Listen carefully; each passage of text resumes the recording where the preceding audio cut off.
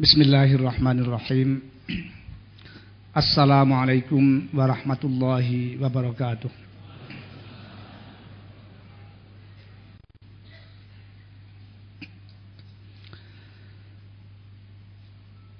Alhamdulillahilladzi nazzala al-furqana ala 'abdihi liyakuna lil 'alamina basyiran wa nadhira.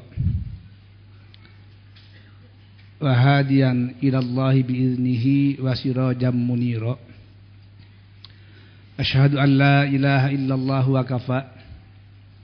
Wa asyhadu anna Muhammadan abduhu wa rasuluhul mustafa. Allahumma salli wa sallim wa barik ala nabiyyina Muhammadin wa ala alihi wa ashabihi wa man ittaba'al huda. Amma ba'du. Faya ibadallah, usini wa iyyakum bitaqwallah faqad fazal muttaqun.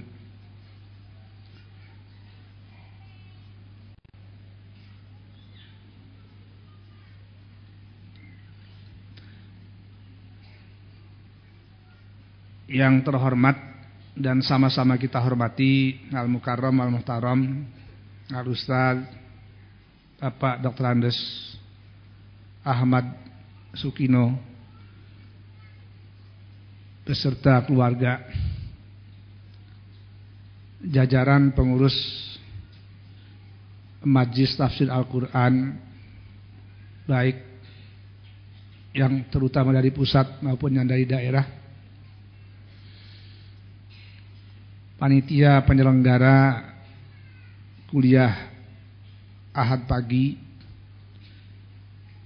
tentu saja utamanya adalah kaum muslimin dan muslimat kapan dan dimanapun ikhwan akhwat berada yang turut menyempatkan diri untuk bersama-sama belajar dan mempelajari kalamullah, yang kebetulan pagi hari ini salah satu di antara yang mau belajar dan mempelajarinya adalah saya sendiri. Jadi insya Allah kita tanamkan di dalam diri kita, termasuk saya tidak merasa mau mengajar ibu bapak kaum muslimin, tetapi mariuh kita bersama-sama belajar dan mempelajari kitabullah Al-Quran ini. Yang kedua, nanti andai kata ada hal yang patut kita bicarakan, mudah-mudahan kita bisa mengikuti tuntunan Al-Quran juga, di mana kita diperintahkan Al-Quran, fas'alu ahla dzikri in kuntum la ta'lamun. Dan yang ketiga, ya tentu saja Quran diturunkan memakan waktu hampir 23 tahun. Dari Allah kepada Nabi Muhammad sallallahu alaihi wasallam melalui perantaraan malaikat Jibril, itu waktu penurunannya saja meskipun cuma 6.000 ayat lebih sedikit, memakan waktu 23 tahun. Kalau mempelajarinya pasti harus seumur hidup. Nah, dan pasti tidak akan pernah selesai-selesai selama kita masih memiliki kemauan dan kemampuan untuk itu. Yang tidak kurang penting, mohon saya diberi pemaafan dan tuntunan dari ibu bapak siapapun kalau ternyata yang saya sampaikan memang kurang tepat. Mudah-mudahan kita saling bertausiah dengan berdasarkan kebenaran dan tentu saja kesabaran. Tawasau bil haq wa tawasau bis sabri. Ibu bapak hadirin yang saya muliakan, mohon izin tema yang saya sampaikan pada pagi hari ini, Quranisasi ilmu dan perilaku. ya, dimohon diulangi. Quranisasi ilmu dan perilaku. Untuk siapa ini?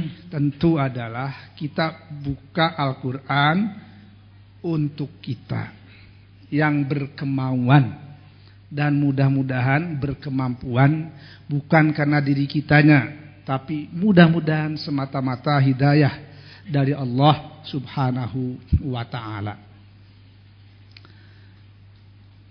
Apa yang saya maksud dengan Quranisasi ilmu dan perilaku? Karena kalau sumber ilmu itu banyak, bukan Quran satu-satunya sumber ilmu. Bahkan juga bukan satu-satunya sumber keyakinan. Ketika keyakinan itu dipandang sebagai sesuatu yang diyakini oleh manusia. Tapi bahwa Quran itu sumber keyakinan, sumber ilmu, sumber informasi, sumber yang memberi keterangan, sumber yang memberikan keterangan, sumber yang memberikan ketentraman, sumber yang memberikan keamanan, sumber yang memberikan kenyamanan, ya tak boleh ragu walau sebesar dzarrah sekalipun. Nah. Ibu bapak yang saya hormati, informasi bisa diperoleh dari mana saja, kapan saja, dan oleh siapa saja. Nah, ketika sumber informasi itu bisa diperoleh dari berbagai macam alur dan jalur, maka hari ini tadi kami katakan Quranisasi ilmu dan perilaku. Bagaimana ilmu yang kita peroleh, ilmu yang kita kembangkan, ilmu yang kita amalkan itu ya khusus untuk yang terkait dengan ihwal-ihwal keagamaan, ya kita sounding kepada Al-Quran. Kita sounding kepada Al-Hadis, karena Quran yang menyuruh kita harus pula menghormati Al-Hadis itu. Dan seterusnya, Quran dan hadis perlu dijabarkan, perlu ditafsirkan, perlu diamalkan. Disinilah terjadi interaksi. Ada beberapa informasi yang saya dapat ini. Kebetulan saya di mobil kemarin melihat-lihat koran. Koran kan bacaan, Quran juga bacaan. Dari sisi sama-sama bacaannya sama, sumber bacaan. Nah, lalu bisa jadi informasi itu berbeda, bisa jadi juga informasi itu relatif mirip-mirip. Ya, ini yang namanya cross check.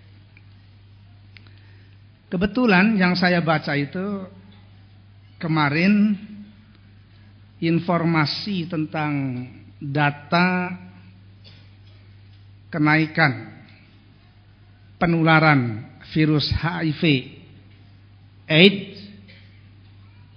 di tengah-tengah masyarakat kita. Koran yang hari ini saya baca di ruang konsultasi, pertanyaan seorang anak muda berusia 20 tahun yang terdeteksi ada virus HIV dalam dirinya. Dia sudah berobat lebih dari 6 bulan. Pertanyaan yang dia ajukan katanya, apakah setelah 6 bulan ketika tidak terdeteksi virus HIV-nya itu dia boleh istirahat, tidak mengonsumsi obat. Nah, itu dua berita yang saya baca. Lalu saya teringat tentang itu dalam Al-Quran, terutama surat An-Nisa dan surat An-Nur,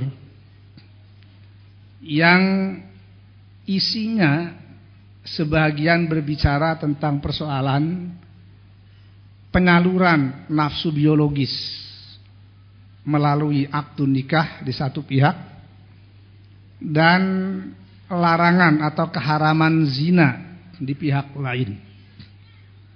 Sehingga kalau kita mencoba mungkin kira-kira bagaimana antara nikah dan zina ini.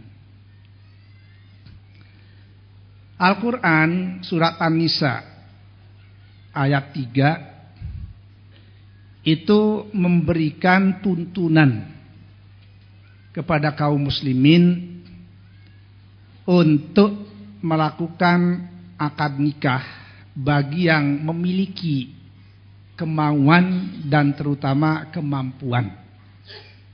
Nah, ini di sisi lain dalam surat An-Nur ayat 2 dan 3 Allah menurunkan ayat tentang larangan zina dan sekaligus bentuk tuntutan atau ancaman hukuman atau pidananya bagi pelaku zina itu. Kita sering mendengar kebutuhan kita itu seakan-akan kebutuhan yang mendasar itu sandang, pangan, dan papan. Istilah ini sudah baku. Tetapi kira-kira seolah-olah belum menyentuh kebutuhan yang lain yang sifatnya mendasar, hanya diketahui oleh orang-orang yang sudah dewasa, khususnya orang-orang yang sudah berumah tangga. Jadi seolah-olah kebutuhan itu cuma kebutuhan sandang, ya pakaian, ya. Lalu kemudian pangan, yaitu makanan dan minuman. Lalu kebutuhan papan, tempat tinggal. Ini benar, tidak salah itu. Tapi sebenarnya kalau mau diurai kebutuhan manusia itu termasuk manusia muslim dan muslimat, wah itu lebih banyak lagi. Salah satunya adalah kebutuhan seksual, kebutuhan biologis.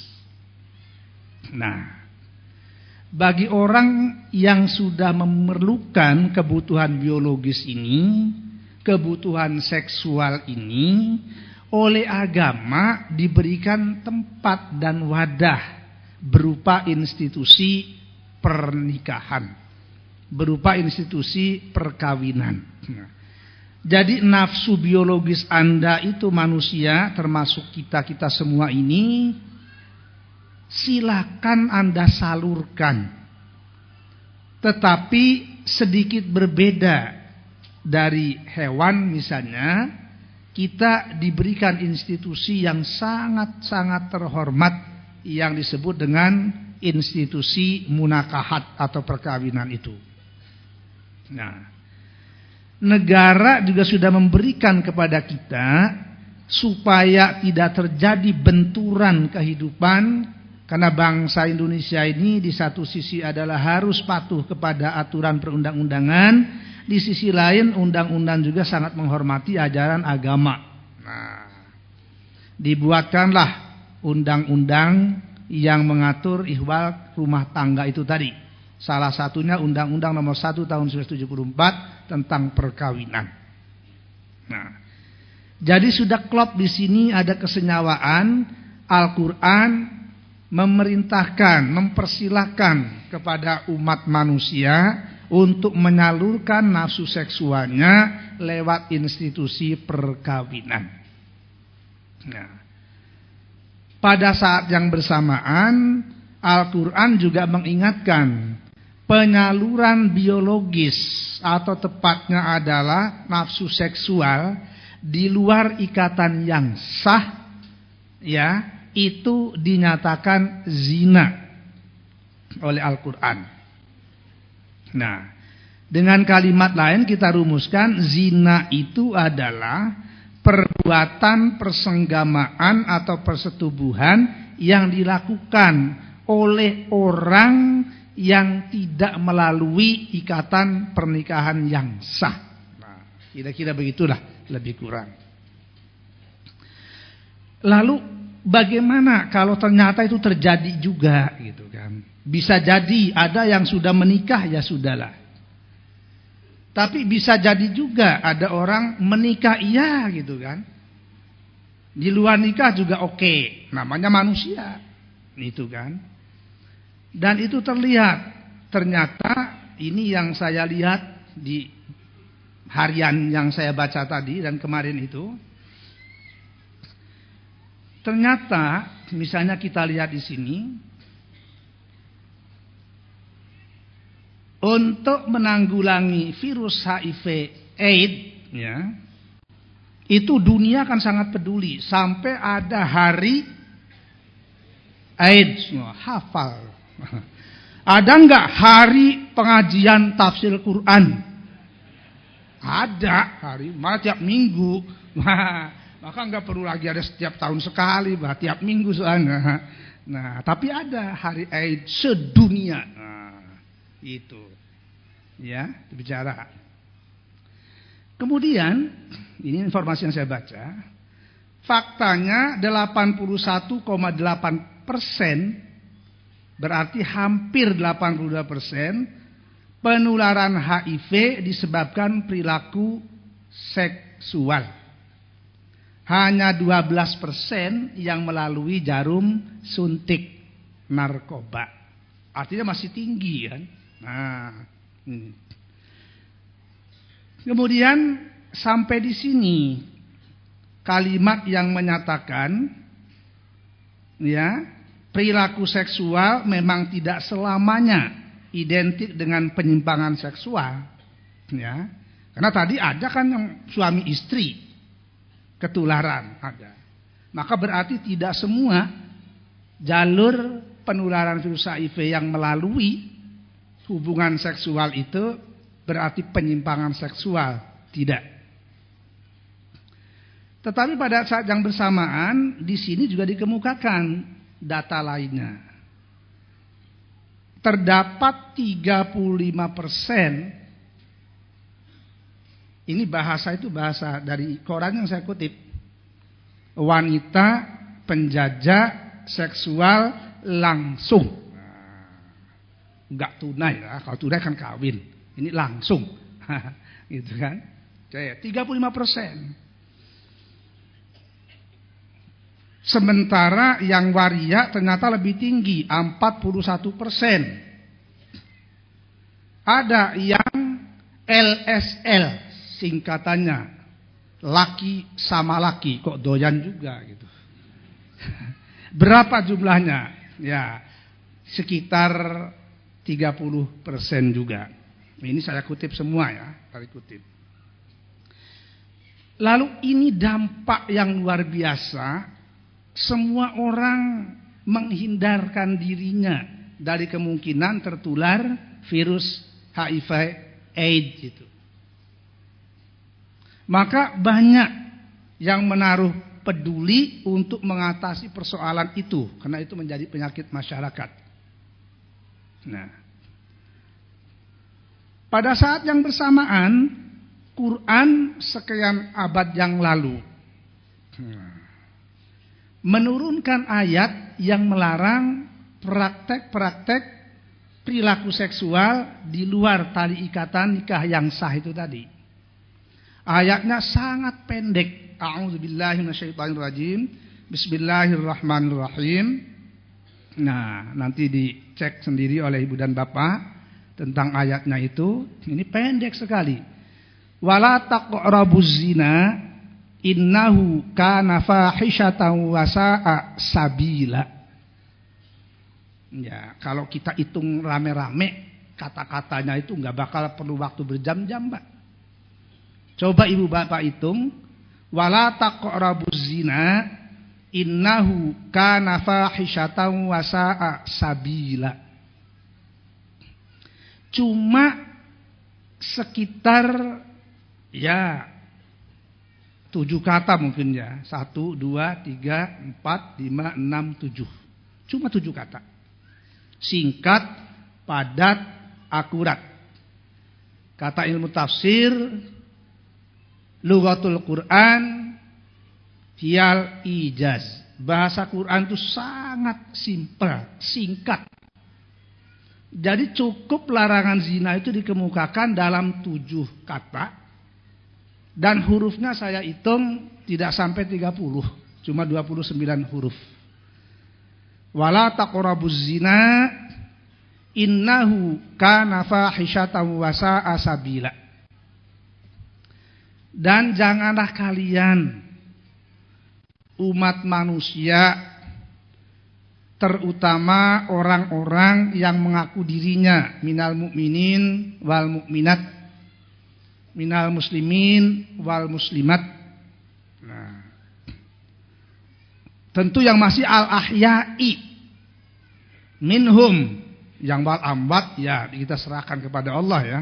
Nah, itu dia. Jadi wala taqrabuz zina, dan janganlah Anda coba-coba mendekati zina. Ini kata Quran yang diturunkan lebih dari 1400 tahun yang lalu. Nah, kita uji kebenarannya lewat media apapun, termasuk media surat kabar atau koran. Quran melalui 7 kata 29 huruf, karena ijaz itu tadi, mengingatkan, dan janganlah kalian mendekati perbuatan atau perilaku zina. Kenapa? Innahu, karena sesungguhnya zina itu kana fahisyatan, adalah zina itu sangat keji. Wasa'a sabila, dan zina itu jalan penyaluran biologis yang buruk. Enak kan? Enteng? Iya, enggak berbelit-belit, tidak terlalu berdiplomasi gitu kan. Singkat, padat, akurat. Nah, itu sudah disampaikan oleh Allah melalui Rasulnya, dalam hal ini Nabi Muhammad Sallallahu Alaihi Wasallam. Bahkan juga jauh sebelum beliau, karena di antara umat manusia yang progresif tentang perlakuan penyimpangan seksual itu adalah kaum Nabi Lut. Kasihan ya, nama Nabi Lut bukan Lut namanya. Gara-gara kaumnya melakukan gitu, kok nabinya yang dapat julukan kaum Nabi Lut. Nah, itu kira-kira resiko pemimpin tuh begitu, Pak. Yang berbuat kaumnya gitu kan, yang digelari pemimpinnya. Nah, wala taqrabuz zina, dan jangan Anda mendekati zina. Nah, kok enggak langsung saja itu? Ya, kan berproses. Di mana-mana tidak ada yang tidak berproses itu, Pak. Tidak ada bim salabim itu, yang ada cuma sulap. Di luar sulap tidak ada bim salabim itu. Nah, anak dalam kandungan berproses minimal 6 bulan sampai 9 bulan, kan gitu kan. Jadi manusia ya menjadi janin dulu, mengeram, dikeramkan di rahim ibu antara 6, umumnya rata-rata 9 bulan. Lalu lahir menjadi makhluk yang lain bentuknya, hidup, bersuara, bergerak, punya raga, punya rasio, dan punya rasa. Terus dia berproses. Nah, sampai akhirnya dia memiliki kebutuhan biologis itu tadi, yang oleh Al-Quran dan dijabarkan oleh Sunnah, dijabarkan lagi oleh peraturan perundang-undangan, oleh pendapat ulama dan seterusnya. Nah, muncullah lembaga pernikahan itu. Di luar itu menurut Al-Quran pasti mengandung unsur-unsur bahaya. Karena itu tegas. Di satu sisi fankihu ma tabalakum, silakan Anda menikah dengan perempuan, dengan laki-laki yang terbaik menurut Anda, yang paling cocok menurut Anda, yang paling ideal menurut Anda, yang paling kaya menurut Anda, yang paling ganteng menurut Anda, yang paling cakep menurut Anda. Fankihu ma tabalakum. Jadi kata-kata ma ini bisa dipreteli dari berbagai aspek. Karena enggak mungkin hanya melihat wajahnya. Enggak mungkin cuma membayang-bayangkan hartanya. Enggak mungkin cuma membayang-bayangkan keturunannya, kompleksitasnya sedemikian rupa yang namanya manusia itu. Maka silakan fangkihu ma tobalakum. Yang paling serbawah menurut Anda, pilihan mutlak Anda sendiri. Nah, itulah jalan yang terbaik menurut Quran. Tapi kalau menurut manusia, menurut kita, karena kitanya punya nafsu, karena kitanya punya keinginan, karena kitanya punya kedoyan misalnya, ternyata tidak cukup dengan institusi pernikahan itu, masih pengen mencoba melakoni di luar institusi pernikahan itu. Kata Quran, wala taqrabuz zina. Kalau bisa Anda jangan coba-cobalah mendekati zina itu. Kenapa? Kenapa? Kenapa? Pasti kita selalu bertanya, Pak. Dan manusia normal. Tapi dalam kadar tertentu Allah mengingatkan, la tas'alu an asya'a in tubdalakum tasukum. Mbok iya kamu itu manusia, sesekali cobalah enggak usah terlalu banyak bertanya-tanya tentang sesuatu. Sebab apa? In tubdalakum tasukum, kalau dijelaskan kepada Anda malahan boleh jadi menimbulkan dampak buruk, dampak negatif kepada Anda. Apa kira-kira itu rahasianya, ibu bapak yang saya hormati? Terlampau banyak ternyata dampak negatif yang terjadi dari penyimpangan perilaku seksual itu.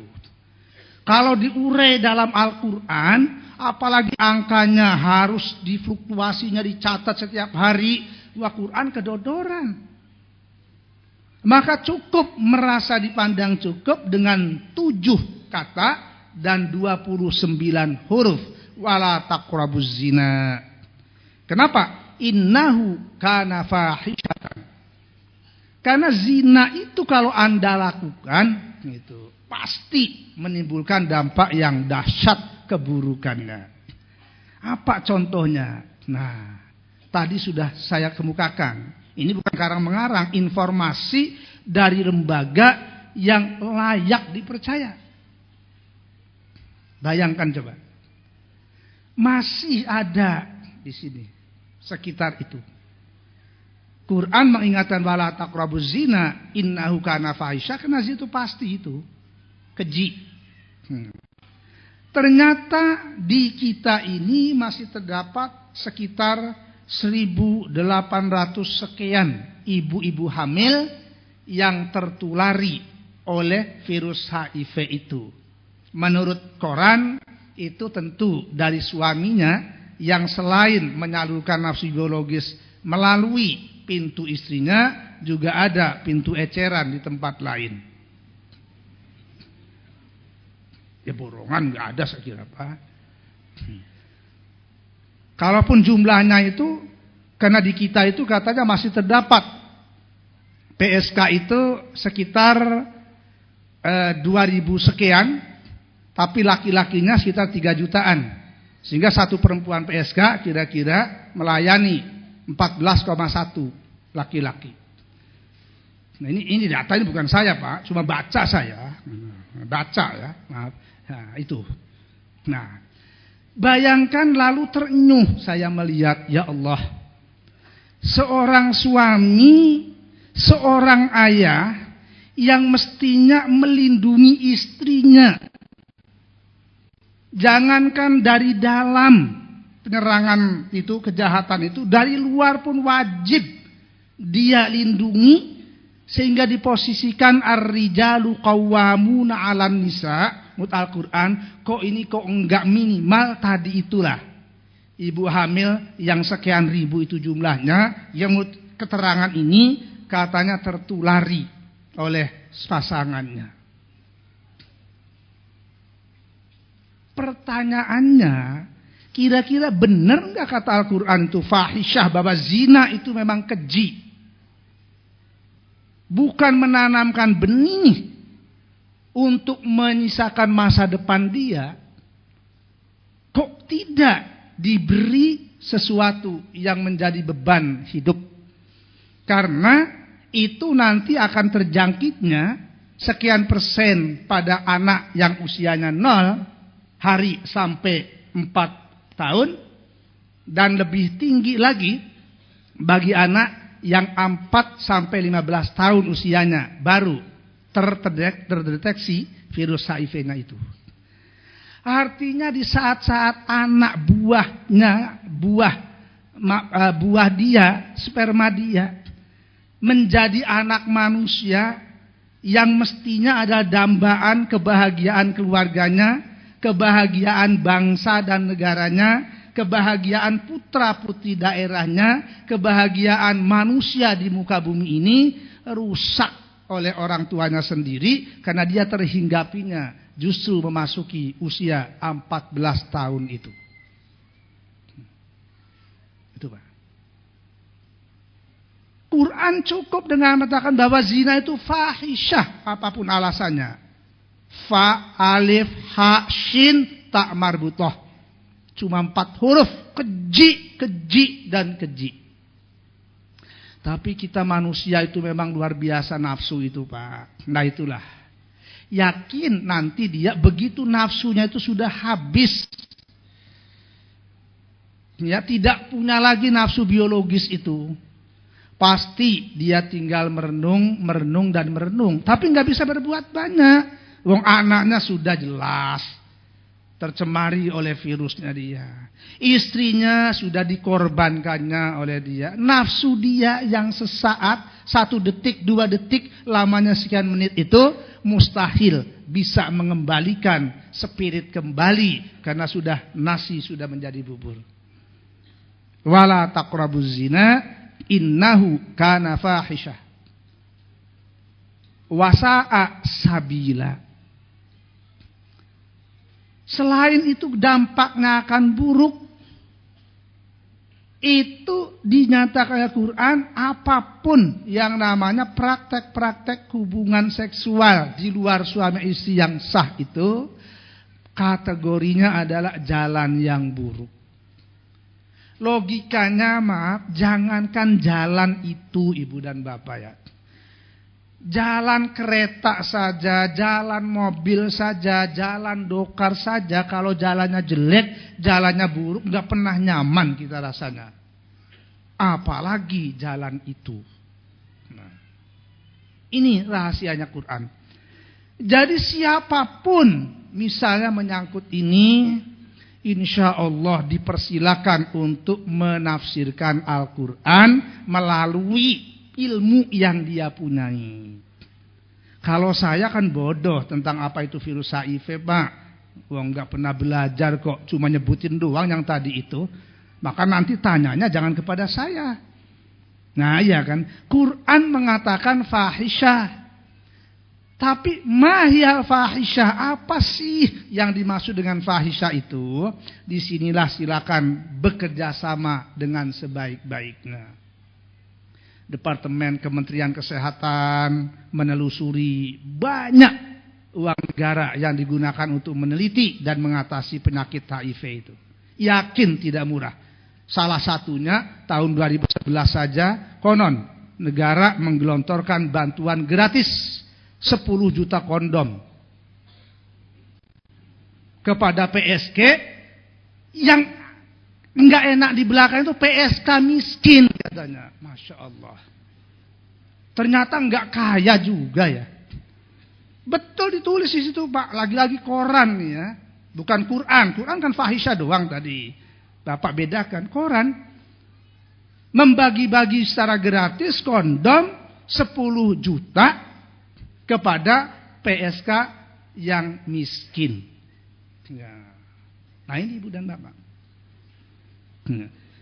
Itu prihatin juga kita kan, karena bagian dari masyarakat kita. Bagian dari masyarakat kita. Nah itu. Masyarakat kita bagian. Jadi Quran itu sayang kepada kita Pak. Menyayangi kita, mengungkapkan kita. Nah boleh jadi gitu kan, apapun kita boleh, tidak boleh berkecil hati Pak. Tidak boleh berfrustasi. Dan tidak boleh mengambil tindakan-tindakan ya yang gegabah. Kita sosialisasikan ke dalam diri kita ya Allah Al-Quran ini. Kalau tadi baru 1 ayat itu, Pak. Nah, turunnya saja 23 tahun. Jangan-jangan kita efektif juga mempelajari Quran 23 tahun, Pak. Iya. Walaupun sejak kecil banyak pelajaran Quran, tingkat pembelajarannya kan beda. Mulai dari ngafal huruf hijaiyah, belum sampai ke tingkat memahami, menafsirkan, dan seterusnya. Tapi itu kira-kira salah satu contoh. Quran sudah sekian 14 abad yang lalu, datanya sekarang terdeteksi di kehidupan sehari-hari kita. Tadi itulah. Ya, jadi kalau ini kita kemukakan itu, insyaallah ta'ala mudah-mudahan bukan. Jangan sampai keluar dari mulut kita rasain dulu, tidak. Insyaallah tidak. Nah, tapi kita membuktikan Quran kebenarannya ini, Pak. Oh, benar Quran, wala taqrabuz zina innahu kana fahisyah wa sa'a sabila. Diberi jalan yang bagus, yang lurus gitu kan, yang becus. Nah, kok manusia masih ada yang tidak menggunakan jalan yang ini, cari jalan yang lain. Ini kira-kira cross check antara Al-Qur'an di tangan kanan kita nih, ya dengan koran yang kita pegang di sini. Oh, kita cross check. Ya. Oh, kalau Quran mendeteksi itu berapa age? 2007 sekian, 2008 sekian. Qurannya turun 1400 lebih tahun yang lalu kan. Datanya, waduh, siapa yang bisa itu? Nah, tapi ajarannya baku. Kapan dan dimanapun yang namanya praktek zina itu adalah pasti fahisyah. Ibu bapak yang saya hormati, nah, sekarang kita lanjutkan. Nah, sesudah ayat wala taqrabuz zina innahu kana fahisyatan wa sa'a sabila, itu kenapa Al-Qur'an itu memberikan kalau perlu, nah kalau perlu ya adalah nilai edukasi pendidikan dalam bentuk penghukuman. Nah, ini saya baca di koran ini dari lembaga yang menangani soal itu. Bahkan ada anggota Dewan Perwakilan Rakyat kita yang memberikan masukan, mbok iya katanya, apa sudah tidak layak saatnya memberikan hukuman tertentu kepada pelaku-pelaku yang menimbulkan penyakit tadi itu. Ini di koran. Nah, kalau di Quran nggak ada. Kapan Quran nyebut? Nah, nggak ada. Cuma saya merespon, oh ini berarti sebenarnya masyarakat kita juga sudah ada yang jengah dengan perilaku yang begitu. Bayangkan. Karena yang dirugikan itu menurut informasi di koran ini adalah umumnya ibu-ibu dan anak-anak. Bahkan belum dilahirkan atau sudah dilahirkan tetapi belum bisa mandiri. Ya, masih di bawah kungkungan kedua orang tuanya.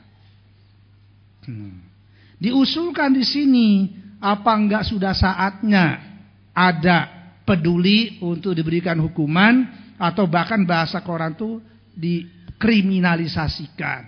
Bisa dituntut, bisa ditahan, bisa apa, terserah. Itu bahasanya. Quran sudah memberikan solusi, kalau perlu hukum dia. Masih tetap di surat An-Nur, ibu bapak nanti lihat az-zaniyatu waz-zani fajlidu kulla wahidin minhuma mi'ata jaldah. Nah, pezinawati dan pezinawan. Wah, kalau mau menggunakan bahasa puisi kira-kira begitu malah, ya. Kan bahasanya sekarang itu yang indah-indah itu, Pak. Pezinawati dan pezinawan, nah, maka hukumannya adalah kamu dera masing-masing pihak itu, tidak hanya satu. Nah, sebanyak 100 kali dera. Dicambuk 100 kali. Nah, wala ta'khudhukum bihi ma ra'fatun fi dinillah. Jangan sekali-sekali Anda merasa kasihan dalam menegakkan agama Allah. Nah, itu toh? Iya. Syaratnya in kuntum tu'minuna billahi wal yaumil akhir, jika Anda benar-benar beriman kepada Allah dan hari akhir. Ya toh? Wal yashhad adzabahuma ta'ifatum minal mu'minin, dan hendaklah pelaksanaan hukumannya itu disaksikan oleh sebagian orang beriman lainnya. Nah, ini ayat Quran, Pak. Layak kita fahami, layak kita mengerti, layak kita yakini kebenarannya. Nah, karena dampak zina itu luar biasa dahsyatnya. Bukan bagi pelakunya itu sendiri yang boleh jadi dia merasa memperoleh keuntungan atau kenikmatan, tetapi imbasnya pada orang lain yang tidak berdosa, yang justru anaknya sendiri, istrinya sendiri yang mestinya dilindungi, kok disakiti. Wajar kan kalau Quran memberikan tuntunan hukum dia, kayak seperti usulannya anggota DPR tadi itu dan lembaga yang menangani dengan itu. Bedanya yang diusulkan DPR dan lembaga tadi itu enggak konkret hukumannya kayak apa. Harus bikin dulu undang-undangnya. Quran konkret, ya. Dicambuk dia maksimal 100 kali. Iya. Kenapa? Iya, karena ulahnya itu menyebabkan orang lain. Banyak, Pak, orang dipidanakan karena kelalaiannya. Belum tentu karena kesalahannya, karena kelalaiannya. Seorang petugas, na'udzubillah misalnya, enggak sengaja dia standby, tak, digigit nyamuk, kaget, garuk-garuk, pelatuk, senjatanya lepas, tetap aja dihukum, Pak. Dianggapnya kelalaian. Kira-kira kalau orang berzina tuh lalai, apa direncanakan tuh, Pak? Ya nggak tahu lah. Ya, jadi Bapak harus belajar juga hukum pidana, Pak. Harus. Kita warga negara harus tahu. Orang berzina nggak lalai, saya kira itu. Wow, direncanakan dia, HP-nya lihat saja itu SMS-nya. Musyawarahnya berhari-hari, berminggu-minggu, bisa berbulan-bulan. Sampai segitu lamanya nggak pernah dijadikan bulan-bulanan dia kan. Nah, kira-kira itu, Pak. Saya jadi itu. Ini. Ya. Itu.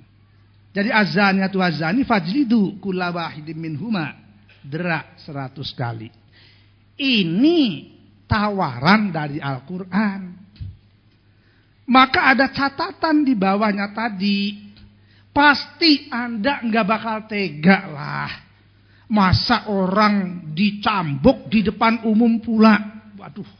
Nah, pasti itu. Kita pun pastilah nggak tega lah melakukan itu. Bagaimana? Ya, Quran mengingatkan, cuma ya wala ta'khudzukum bihima ra'fatun. Jangan Anda ambil kasihani, kalau kasihani ya sudahlah, dibikinkan aja gedung yang bagus sekalian. Kan kasihan katanya. Nah, asal jangan mengeluh kitanya. Tapi mengeluh kitanya kan. Wala ta'khudzukum bihima ra'fatun fi dinillah. Masih ada syaratnya in kuntum tu'minuna billah. Kalau andanya benar beriman kepada Allah, benar beriman kepada Al-Quran. Lah di sini memang dilematis Ibu dan Bapak. Ini Qurannya begini, tapi kadang-kadang kita manusianya kan masih menafsir juga. Iya. Oh itu enggak begitu, itu begini. Oh itu enggak begitu, itu begini. Ya giliran saya menafsirkan enggak boleh. Bingung saya. Padahal itu juga menafsirkan ya. Kan sama kan menafsirkan. Nah, jadi syaratnya in kuntum tu'minuna billah, kalau Anda beriman kepada Allah. Wal yaumil akhir, dan beriman kepada hari akhir. Tapi tidak boleh semau-mau kita, harus ada transparansi. Kalau Anda mau menerapkan hukuman itu, wal yashhad adzabahu ma ta'ifah. Enggak boleh sembunyi-sembunyi. No. Enggak boleh sembunyi-sembunyi. Harus disaksikan oleh orang lain, dikontrol, harus ada kontrol sosial. Tidak boleh semau-mau. Tidak boleh semau-mau. Jadi terbuka, transparansi, tidak ada tertutup apalagi ditutup-tutupi. Nah, ini Pak. Ya. Nah sekarang bagaimana? Nah itulah ajaran Al-Quran apa adanya. Bahwa kemudian kita belum bisa melaksanakan itu, ya itu soal lain. Ya, itu soal lain Ibu dan Bapak. Sebab yang penting utama itu kalau kita tidak melakukan itu kan nggak perlu ngeri dengan ayat ini ya. Nggak perlu ngeri, wong kita yang nggak melakukan kok, masa ngeri juga. Waduh, nanti kita dicambuk katanya. Oh, kalau dicambuk berarti andanya mau main itu. Kalau nggak mau main kan tidak perlu ada kekhawatirannya Pak. Dan itu tawaran Al-Quran. Yang pelaksanaannya di lapangan memang nggak mungkin dilaksanakan oleh seorang diri. Karena memerlukan perangkat, memerlukan ya berbagai macam sarana, prasarana, terutama kesiapan masyarakatnya.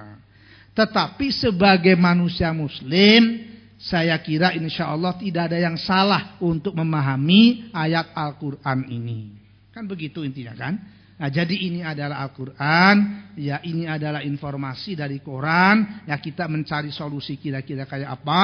Nah solusi ini tentu adalah harus menjadi sesuatu yang memang tidak boleh tujuannya baik, tapi memiliki dampak yang tidak baik. Nah, Ibu Bapak hadirin yang saya muliakan,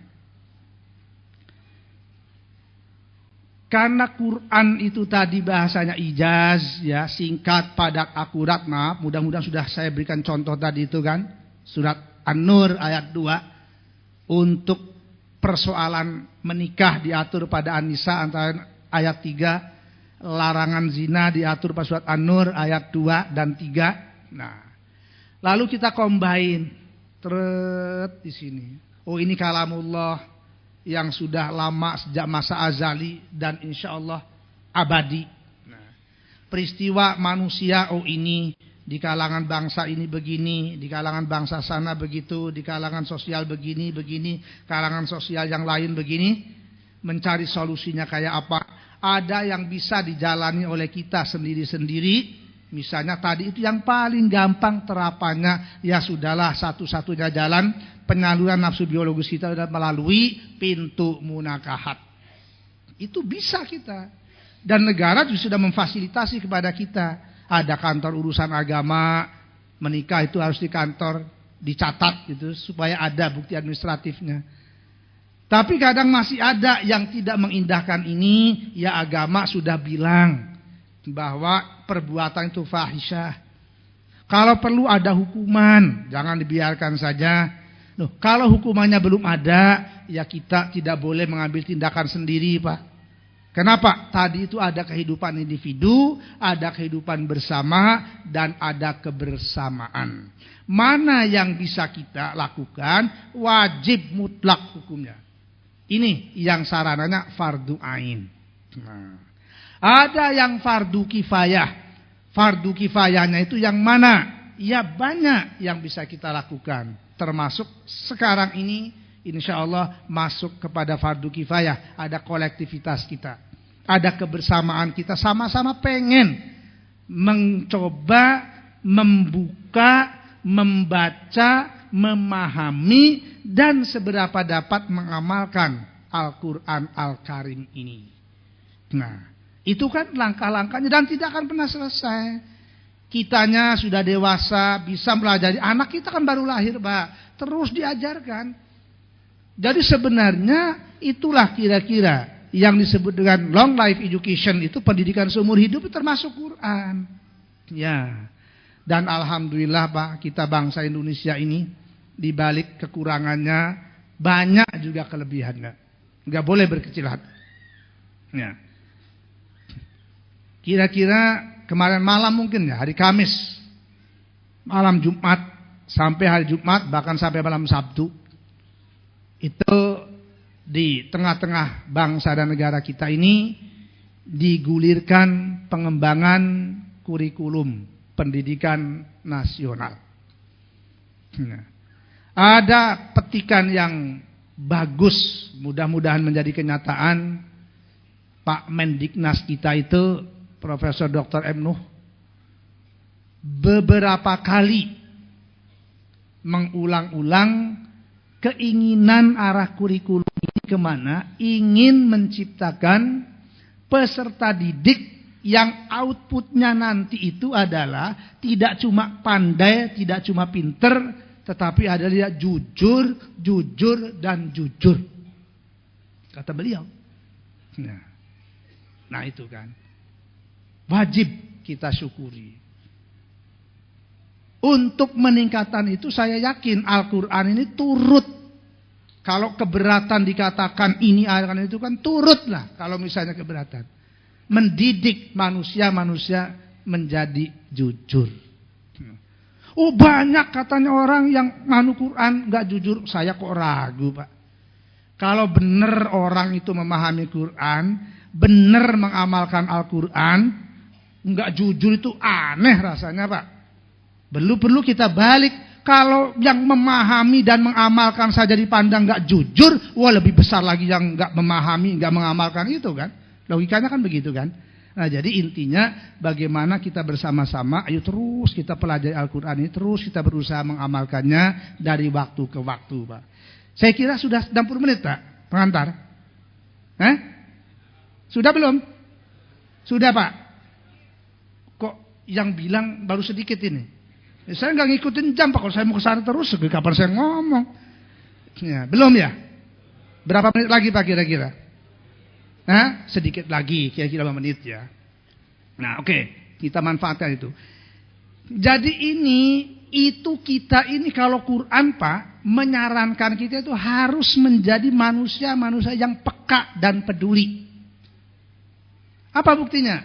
Wa idza quri'al Qur'anu fastami'u lahu wa ansitu la'allakum turhamun.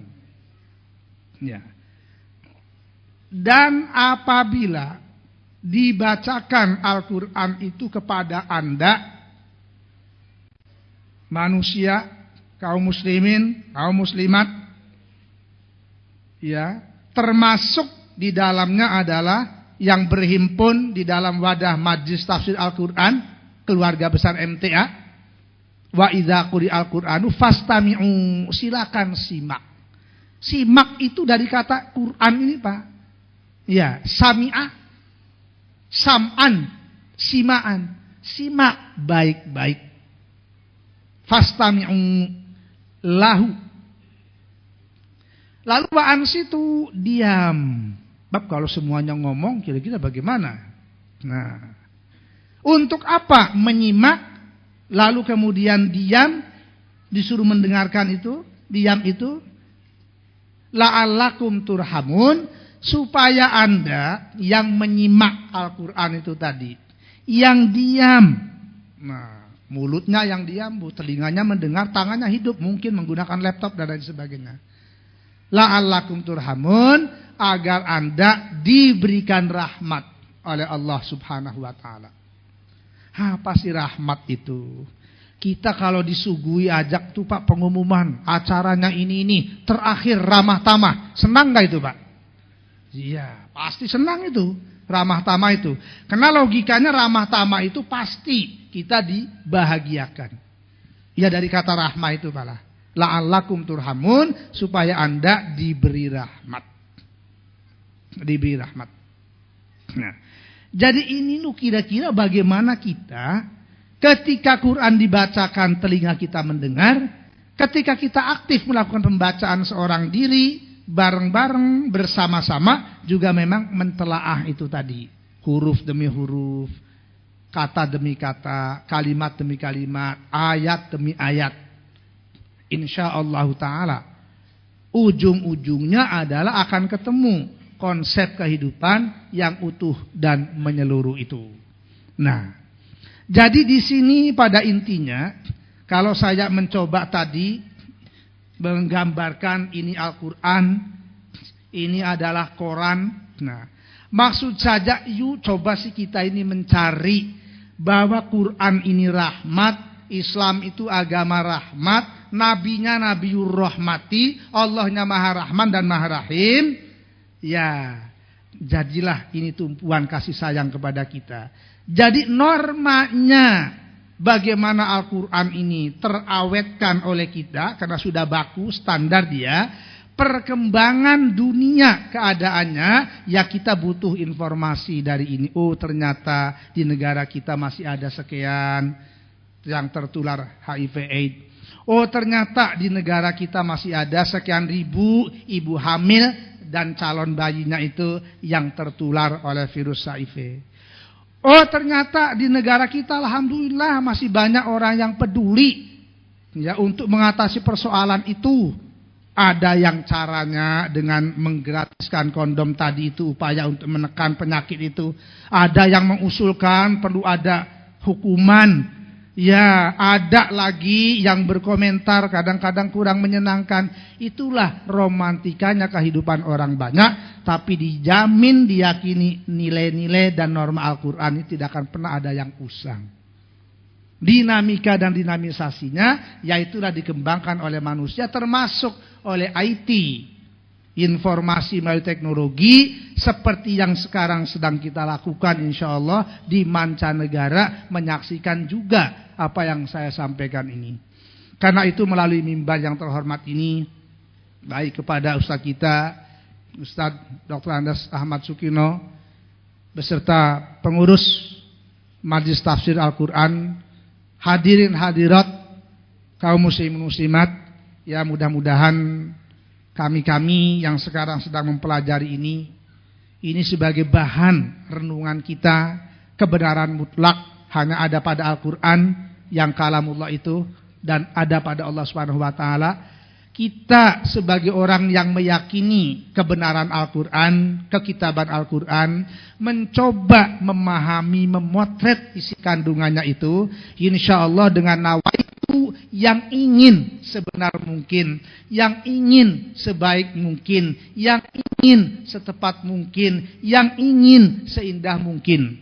Tapi karena kemanusiaan kitanya, khususnya saya yang sekarang sedang diberi kesempatan oleh Al-Mukarram dan lain-lain sebagainya untuk menyajikan ini, mohon dibukakan pintu permakluman, bila perlu pintu permaafan kalau ternyata yang saya urai itu kurang pas atau kurang cocok. Nah, mudah-mudahan yang pasti bermanfaat buat kita semua, sehingga problem-problem sosial yang kita hadapi ini menjadi tanggung jawab kita bersama, tidak hanya di satu pundak pemerintah, tidak hanya di satu pundak organisasi, tidak hanya di satu pundak perorangan, tetapi kita memang ibaratnya benar-benar mencoba sama-sama mencari solusi, tetapi tetap mutlak perlu berkoordinasi. Yang bukan menjadi wewenang kita, bukan wewenang kita. Yang bukan menjadi bidang kita, bukan bidang kita. Karena itu tadi semata-mata kami sampaikan, ini loh kira-kira bagaimana ayat 3 surat An-Nisa, ayat 2 dan 3 surat An-Nur, bagaimana keadaan sosial kita, usulan mereka apa, ya kita yang ada persesuaian itu mudah-mudahan memberikan manfaat, yang belum ada persesuaian tidak perlu dikusut-kusutkan, apalagi disilang sengketakan. Insyaallah pada satu ketika ada penyelesaian. Fa idza faragta famsab wa ila rabbika farghab. Itu saja Ibu Bapak, saya yakin sudah 60 menit ya, setidaknya menurut jam saya. Gitu kan. Iya, benar ya Pak ya? Iya. Hah? Betul. Berarti tinggal saya ditugasi, saya kan cuma disuruh doang nih Pak. Nah, kalau kata Bapak kita tadi saya cuma pembantu Pak, masih untung saya ini disuruh Bapak ini. Insyaallah, silakan mana pertanyaannya, tapi ya mohon kalau tidak terjawab memuaskan, ya itu kelemahan saya, kekurangan saya. Sudah ada Pak? Terima kasih kepada Profesor Amin. Sebetulnya pertanyaan yang masuk ke kami sudah 29 halaman lembar, lebih dari 40 pertanyaan. Namun terpaksa mohon maaf kepada penanya, ini kami pilih ada beberapa lembar saja, itu pun sudah cukup banyak. Yang pertama Prof, Bapak Profesor yang kami hormati, bagaimana tanggapan MUI terhadap praktek prostitusi yang sudah menjamur di negeri kita? Itu pertanyaan pertama, Prof. Iya. Kemudian kami rangkai, Prof, pergaulan bebas di kalangan remaja salah satunya karena jauhnya mereka dari ajaran agama, yaitu Al-Quran dan Sunnah. Bagaimana caranya agar para remaja mau belajar ilmu din atau agama? Yang ketiga, mungkin maaf kalau boleh usul Pak. Ya. Sebagian-sebagian sayanya nggak mampu menangkap. Baik, tapi supaya ganjil satu lagi 3. Oh ya, satu lagi aja, Prof. Masyarakat umum menilai Islam dari perbuatan pemeluknya, yang sayangnya kebanyakan jauh dari tuntunan Islam, Prof. Bagaimana agar Islam ini difahami oleh masyarakat umum sesuai dengan ajarannya yang mulia? Demikian, Prof. Ada 3 dulu. Terima kasih Bapak. 3 pertanyaan ini sudah luar biasa ini. Kalau kejawab semua 3 ini aman dunia ini. Iya kan Pak? Yang pertama katanya bagaimana sikap MUI dalam meresponi, ini bahasa penanya tadi ya. Ya. Prostitusi yang sudah menjamur. Nah, betul menjamur tadi ya Pak? Ya, betul. Ya Allah ya Rabb Bapak. Ya. Ya, saya tidak punya data benarkah prostitusi itu menjamur di negara kita ini, atau karena perbuatan itu perbuatan tercela, lalu kedengarannya jangankan ada 1000-an Pak, ya 10 aja pedas telinganya ya, kira-kira begitu Pak. Jadi maaf, ya saya tidak punya data sudah menjamur itu. Bahwa di hampir semua tempat ada, mungkin benar itu Pak. Tetapi apakah itu orangnya banyak berduyun-duyun ke sana? Tadi katanya masih ada PSK yang miskin, jadi bingung saya. Kalau berduyun-duyun banyak kaya dia mestinya. Tapi kan tidak, maaf. Jadi mudah-mudahan saya masih tetap berhusnuzon Pak, bahwa itu ada betul. Dan di mana-mana ada ya. Tapi dari jumlahnya nggak tahu Pak. Masalahnya ya alhamdulillah Bapak juga menyaksikan, saya baru pulang melaksanakan ibadah haji sama Mimin. 4-5 juta orang tawaf Pak, orang di sana gitu. Satu event sebesar itu. Sampai saya ketika jamaah bertanya, mungkin antara Bapak, Pak, maaf, insya Allah selama ini masih seperti ini tawaf ini Pak. Kayaknya kiamat itu belum Pak. Begitu maaf Pak. Supaya kita punya rasa optimisme. Bahwa kita punya keprihatinan, that is okay lah. Betul Pak.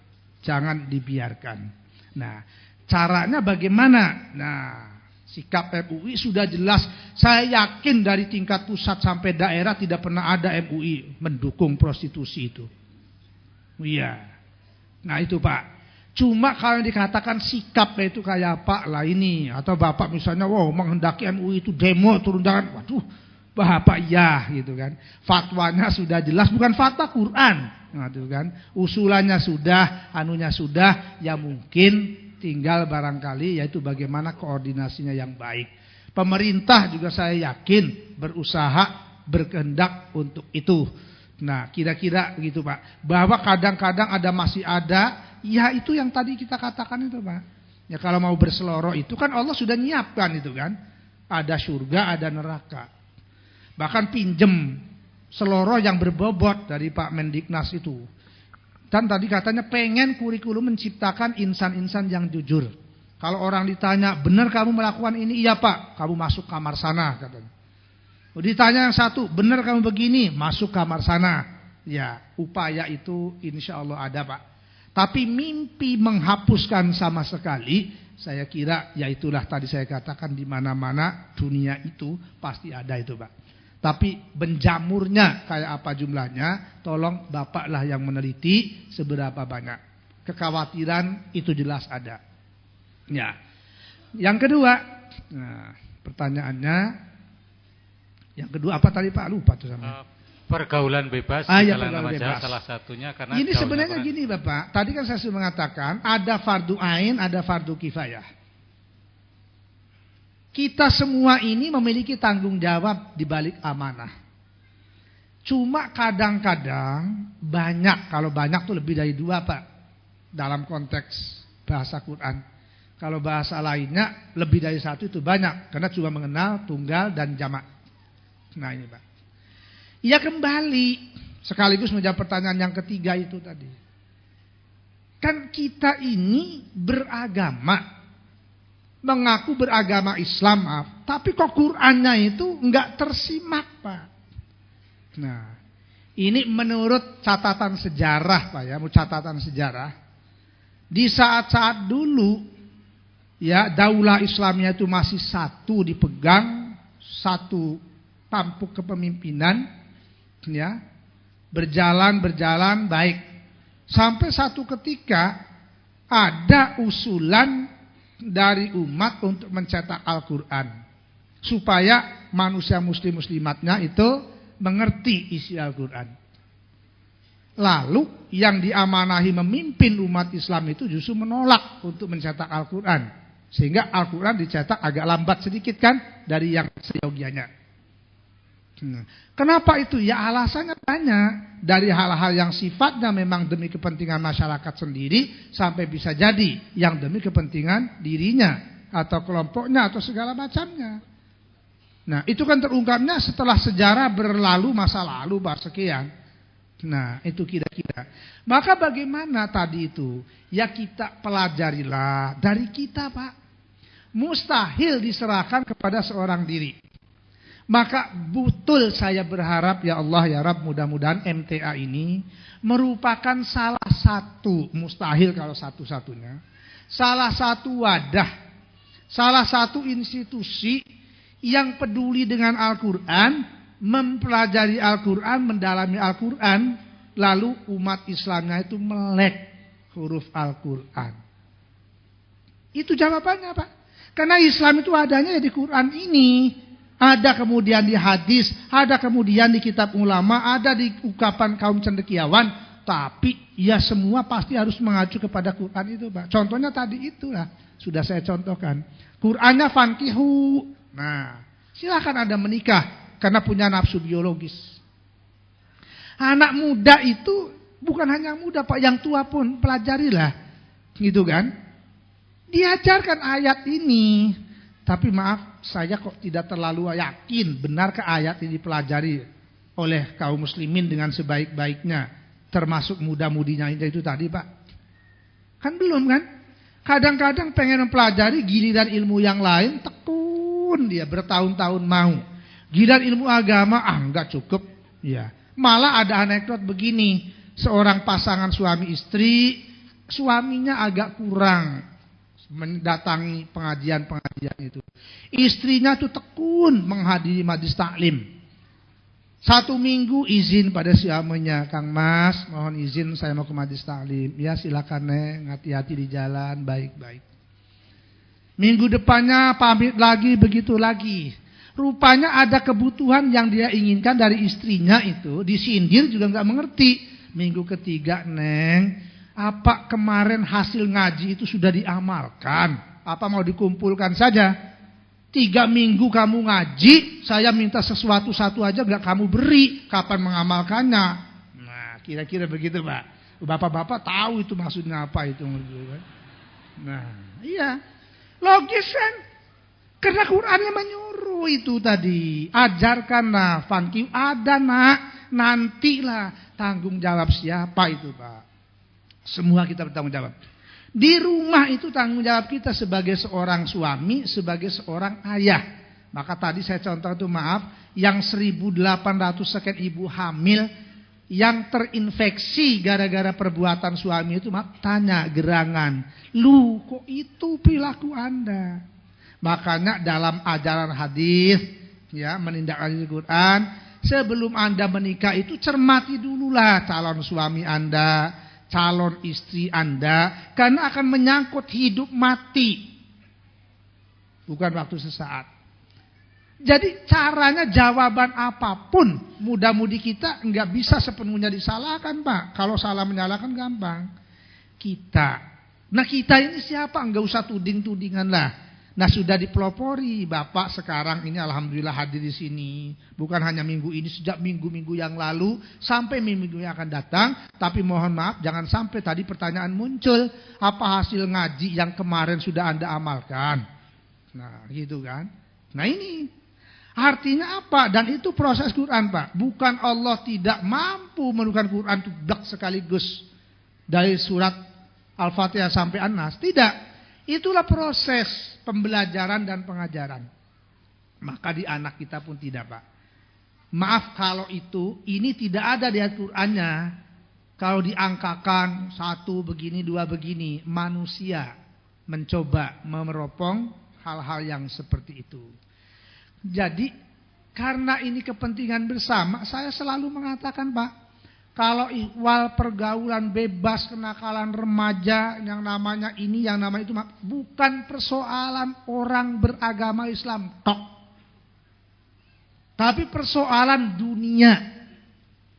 Persoalan bangsa dan negara. Buktinya tadi itu kan. Pemerintah juga kewalahan juga, Pak. Walau sudah mengulurkan sekian banyak, masih tetap ada problem. Jadi maaf, artinya apa? Ya. Jangan sampai kita tidak memiliki kesabaran, Pak. Itu adalah proses, terus kita punya kemauan dan kemampuan. Jangan sampai seolah-olah itu beban kita seorang diri. Nah, ya, itu persoalan bangsa dan negara.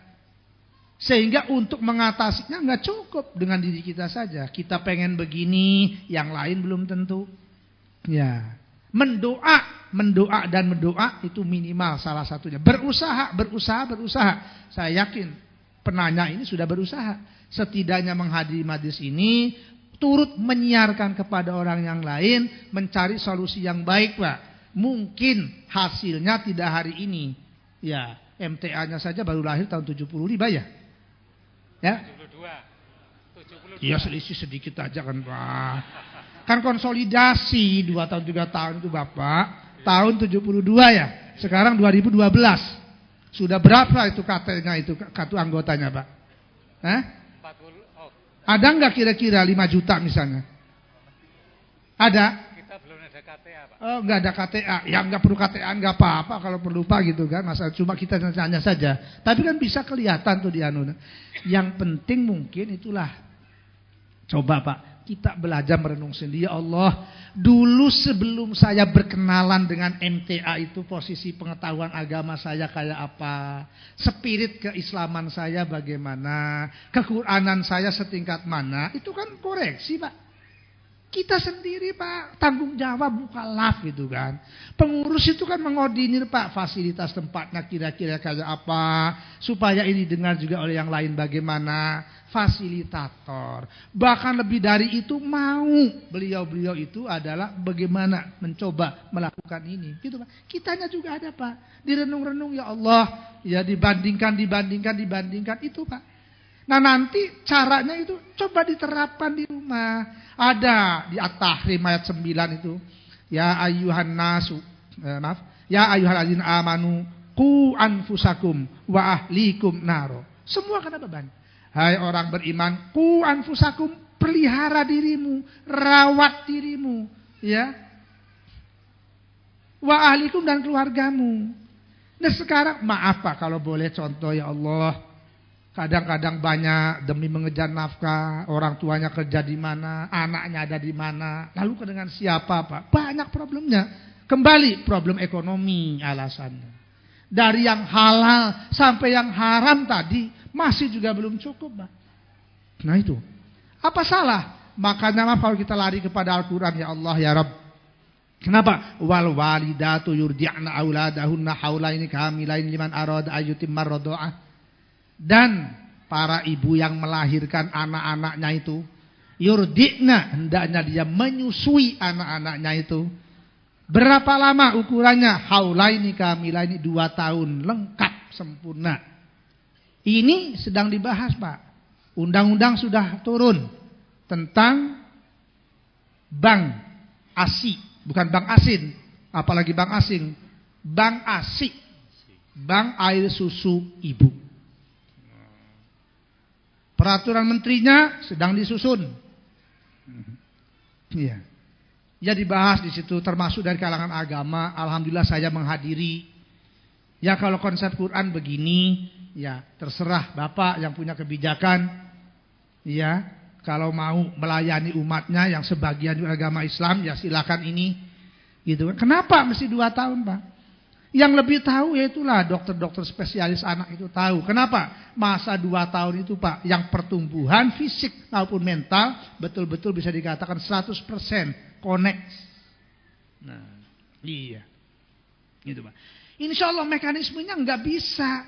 Maaf kalau dia memang ketika lahir dalam keadaan begitu. Ibunya menderita, anaknya menderita, bapaknya senang-senang tadi itu kan. Iya Pak.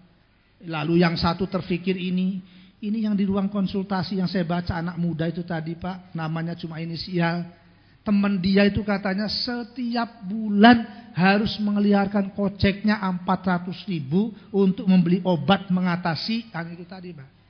Logika saya ya Allah ya Rabb Anda, 400.000 untuk obatnya, enggak tahu gajinya dia berapa. Jangankan mau mengurusin keluarganya Pak, dirinya saja murat-marit. Coba, karena 400.000 itu ludes untuk beli obat. Alasannya kenapa? Kan ada yang gratis. Kata dia, enggak mungkin saya ngantri. Kalau gratis ngantri di jam-jam kerja dia. Ya daripada ngantri, dia lalu beli sendiri melalui jalur swasta. Itu Pak. Jadi enggak sendirinya terjadi itu. Prosesnya lama. Maka Quran mengawal sejak mulai nutfah. Kalau nutfahnya diteteskan pada vagina yang halalan thayyiban melalui institusi perkawinan tadi, insya Allah anaknya lah sejak dini bahan bakunya sudah baik Pak. Nah, iya. Sekarang benar Pak, kadang-kadang aneh-aneh tingkah itu. Coba seorang pelajar gitu kan, ya, lagi ikut apel dia resmi gitu kan. Menyanyikan lagu Indonesia Raya, ya, bangunlah jiwanya, bangunlah badannya untuk Indonesia Raya. Tak, mukul temennya yang di depan itu, refleks begitu saja dia, ya. Refleks begitu saja dia. Saya tidak menyaksikan langsung Pak, tapi kemarin pemateri kurikulum itu contohnya dia. Lalu didatangi oleh kepala sekolahnya. Karena dia masih SD. Nak, kenapa kamu begitu anunya itu? Ah bapak katanya mahasiswa juga begitu. Waduh itu. Jangan-jangan mahasiswa ditanya, profesornya juga begitu kok. Waduh Pak. Gitu Pak. Itulah tuntunan ini yang tidak ketemu. Jadi karena itu saya katakan tadi, tidak menyalahkan siapa-siapa. Bertanggung jawab kita. Saya yakin yang bertanya insya Allah dia memiliki kepedulian, dikawal Pak. Apa sih Bapak gampangnya bunga, jangankan banyak, satu tandan saja, satu lahan saja, satu tik. Kalau tidak dirawat Pak, nggak jadi dia. Apalagi anak manusia. Maka disuruh kullu mauludin yuladu ala fitrati fa abawahu yuhawidanihi au yunasiranihi au yumajjisani dan seterusnya. Mau dijadikan apa dia? Mirip dengan teori tabula rasa. Jadi enggak segampang itu kita menjawabnya. Bagaimana? Sarana prasarana. Ya tinggal kemauan kita Pak. Banyak negara maju Pak, yang jelas mereka mengatur soal ya informasi, termasuk hiburan. Jangan dikira seolah kita mendengar negara ini tuh begini. Oh enggak Pak. Paling tidak ada negara-negara tertentu yang jelas melakukan sensor juga lah. Mana yang layak diputer di publik, mana yang tidak. Enggak. Ya kita, ya kalau yang begini ini enggak mungkin Pak ditanyakan kepada majelis ulama. Ditanyakan kepada ustadz. Suruh nyetel saja enggak bisa dia. Kalau ada ustadz yang pintar itu saya kira 1-2 itu yang bisa begitu Pak. Nah itu kan. Ini maksudnya. Jadi memang tanggung jawab bersama. Ketika bersama dari mana? Ya tentu saya tidak bisa memberikan banyak teori. Apalagi praktek, karena keterbatasan, pengetahuan keterbatasan, terutama wewenang. Nah ini nih Pak. Jadi pergaulan bebas ini, kenapa tidak bisa dibuatkan? Kita berharap mudah-mudahan ada kerjasama. Nah MTA ini yang saya tahu sudah memulai kan. Semua yang disuarakan begini ada. di VCD. Ya, lah itulah mungkin Pak, digalang bagaimana khusus ada pengajian muda-mudi gitu kan. Wah, zaman Nabi Muhammad SAW itu Bapak, kalau kita baca sejarah, itu di Ka'bah Baitullah itu, apa yang dilakukan Pak? Tawafnya kayak apa? Kan ada di Quran juga. Wa ma kana sholatuhum indal baiti illa muka'aw wa tasdiyah. Ternyata dansa-dansi Pak yang dilaksanakan dulu. Maka diambil alihlah Masjidil Haram itu. Ya sampai sekarang seperti saya katakan tadi, masih tawafnya masih banyak, luar biasa orangnya Pak. Nah itu Pak, jadi mudah-mudahan hal-hal yang krusial begitu itu kita tidak boleh merasa pesimis Pak, apalagi frustasi. Ada satu ketika mungkin bagaimana kepedulian MTA dengan soal pergaulan bebas ini barangkali memberikan masukan, karena saya yakin kita tidak seorang diri, banyak masyarakat lain juga yang peduli Pak. Cuma belum ada kayak apa kira-kira mengordinirnya dengan cara yang baik. Saya gitu Pak jawabannya. Baik, pertanyaan senada sudah dijawab oleh Profesor, maka pertanyaan tidak saya bacakan. Mohon MUI Pusat menasihati pemerintah, dalam hal ini Menteri Kesehatan, sejak dulu sampai sekarang menyampaikan untuk menghindari HIV atau AIDS agar laki-laki pakai kondom, tidak menganjurkan agar tidak melakukan zina. Berarti membiarkan perzinaan asal pakai kondom. Padahal Allah memerintahkan agar menjauhi zina, homoseks, lesbi, dan lain-lain. Menurut pemahaman saya, penyakit-penyakit itu kutukan dari Allah karena mendustakan firman-firman-Nya. Mohon tanggapan dari Profesor.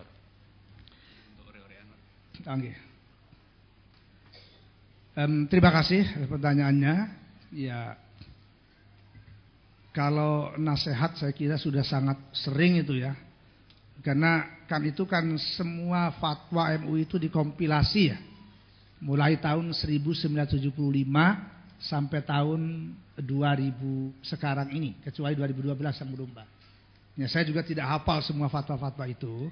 Nasihat sudah, kita tahu bagaimana upaya-upaya, tapi ya itulah lagi-lagi upayanya itu baru sebatas sampai di situ ya, untuk menasehati. Lalu menteri itu kan gonta-ganti Pak ya. Enggak selalu satu orang kan. Ya, mudah-mudahan ya namanya nasihat, namanya saran Pak. Ya, tentu disampaikan bersama-sama. Bisa jadi juga kritik sosial, saran dari masyarakat malah jauh lebih efektif. Ya, karena MUI itu adalah salah satu bagian dari masyarakat itu sendiri. Tapi terima kasih usulan dari penanya tentang itu. Benarkah misalnya zina itu kutukan dari Allah? Ya, itu haknya penanya. Yang pasti tadi sudah saya kemukakan pada surat An-Nur ayat 2 dan 3 itu dengan bahasa yang sangat singkat, padat dan akurat. Cuma kalau itu kutukan Allah, kok seolah-olah Allah itu sadis, kejam kan? Iya kan? Ini imam yang saya. Kok Allah itu sadis ya? Iya. Kan sudah diberitahu kata Allah, jangan dekati zina. Kenapa? Zina itu fahisya. Jadi bukan kutukan Allah. Memang itu dampak dari melakukan. Yang tidak melakukan insya Allah aman Pak. Kan saya katakan tadi itu kan. Maka jangan terlampau ditakut-takuti. Misalnya, wah ini. Ya, Pak, biasa orang ketakutan itu dia kan pengen dapat perlindungan juga. Jadi Bapak yang tenang pun digeser-geser supaya nggak tenang. Yang berbuat siapa, yang anu siapa. Kalau Allah mengutuk itu, waduh enggak Pak, rasanya Masya Allah. Kita ya enggak tahu tapi apa kualifikasinya. Ya, kalau kutukan Allah kepada pelaku ya tidak tahu kita. Tapi kalau sampai ada memang ayat mengingatkan, wattaqu fitnatal la tusibannal ladzina zalamu minkum khassa. Benar, ada dampaknya kepada orang lain. Ya, tapi kan sudah saya kemukakan tadi, bayangkan. Di mana letak tanggung jawab dia sebagai seorang suami meneteskan benih di dalam vagina istrinya, tapi sudah jelas berimbas kepada anaknya bahkan sekalipun Pak. Nah, Kan sedih juga itu. Nah cuma diapakan oleh kita dia. Wong dia dinasehati sudah, disarankan sudah, sudah gitu kan Pak. Ya masih ada cara lain. Ya minimal jangan sampai dia itu terus menerus di itu. Kan kadang-kadang banyak manusia yang tobat itu Pak. Nah ini kesabaran itu di situ artinya. Insya Allah mudah-mudahan. Nah supaya kutukan itu tidak terwujud Pak. Ya bagaimana? Ya kita tetap berusaha itu tadi. Ya. Karena kita tidak bisa membandingkan. Saya gampangnya begini saja Pak. Ya, harus berbuat itu Pak. Tidak boleh kita menganggap kita sudah puas dengan perjuangan kita. Belum Pak. Masih. Ibaratnya nilainya itu belum 100. Walaupun 100 terus dipertahankan, dipelihara. Cuma kalau sampai itu tadi. Yang tadi itu misalnya itu kan. Ya perlu betul-betul di lapangan kayak apa. Mengingat saya melihat. Terutama standarnya itu Pak, kalau Jumatan tuh masjid di mana-mana membludak. Saya kalkulasi di Indonesia ini ada 700.000 masjid Pak yang digunakan Jumatan. Bapak bagi kalikan sajalah 700.000 dikalikan misalnya per rata-rata masjid 500 sampai 1.000. Berapa itu yang ada? Itu kan laki-lakinya Pak. Jangan cuma sekian juta Pak. Oh iya itu kan laki-laki yang Jumatan itu. Ibu-ibunya kan kalau saya melihat kalau laki-laki itu masih ke masjid, Pak, insya Allah di rumahnya itu iyalah ibunya anak. Kalaupun ada kasus bapaknya soleh katanya istri untuk solihah, ya enggak seperti yang diperankan dalam film apa itu tukang bubur naik haji itu ya Pak. Ya kerjanya tiap hari usrek aja itu Haji Muhyiddin itu kan ya. Syirik aja bawaannya melihat tadi sulam itu kan. Nah, sekarang lagi rada tenggelam Haji Muhyiddinnya ya Pak. Gitu Pak. Itu banyak pendidikan itu di situ tuh Pak. Ya tenang aja Pak. Ala bidzikrillah tatmainnul qulub. Hidup ini. Jalan aja Pak. Jalan ya Allah. Kita mendoa nggak boleh yang buruk-buruk, yang baik-baik saja Pak. Tadi Pak Ustadz kita itu yakinlah kalau menjalani kebenaran itu Allah yang menolong kita Pak. Kan begitu Pak. Jadi jangan pesimistis yang dianukan itu. Caranya begitu saya melihat. Saya khawatir tadi ada pertanyaan umat Islam itu yang dilakukan perilakunya Pak. Anehnya jangan-jangan dia itu yang ngomong begitu. Dia mengaku muslim perilakunya begitu. Supaya pengen punya teman Pak. Bikin saja begitu. Orang Islam itu begitu loh. Aneh kan. Nah jadi punya tanggung jawab. Insya Allah. Tapi saya setuju dengan pertanyaan dan penanya itu Pak. Islam itu tidak hanya teori. Tapi praktek. Kalau contohnya banyak terlalu panjang Pak. Tapi satu saya ingat ada contoh satu. Menyangkut dunia peribadatan satu. Dunia muamalat satu Pak. Dunia ibadah ketika hari raya itu kan membeludak Pak. Karena orang kalau sholat id itu kayaknya ogah ketinggalan tuh Pak. Puasa nggak soal. Yang penting, nah itu Pak. Tapi bukan buruk sangka itu Pak. Kan sudah terakui Jumatan membeludak itu Pak. Tetap lebih banyak itu. Nah, satu itu membeludak itu. Lalu ada di zaman Rasul pun jamaah ini panunya itu mengambil tempat sampai jalan terisi. Kata Rasul, saya akan lebih senang melihat Anda sujud di punggung saudara Anda daripada saya melihat Anda sujud di jalanan itu. Kan indah itu Pak, maksudnya apa itu? Jangan mengganggu haknya orang lain. Kira-kira begitu Pak. Itulah batin kita dituntun untuk betul-betul berlaku adil, tenggang rasa. Nah, satu. Yang kedua muamalat. Jadi ada muamalat ini di sini oleh salah seorang sahabat, dia punya toko. Kalau sekarang dulu kelontongan misalnya. Kemudian saat dia sholat gantian, keponakan dia suruh nungguin. Kan sholat itu inilah indahnya Islam Pak.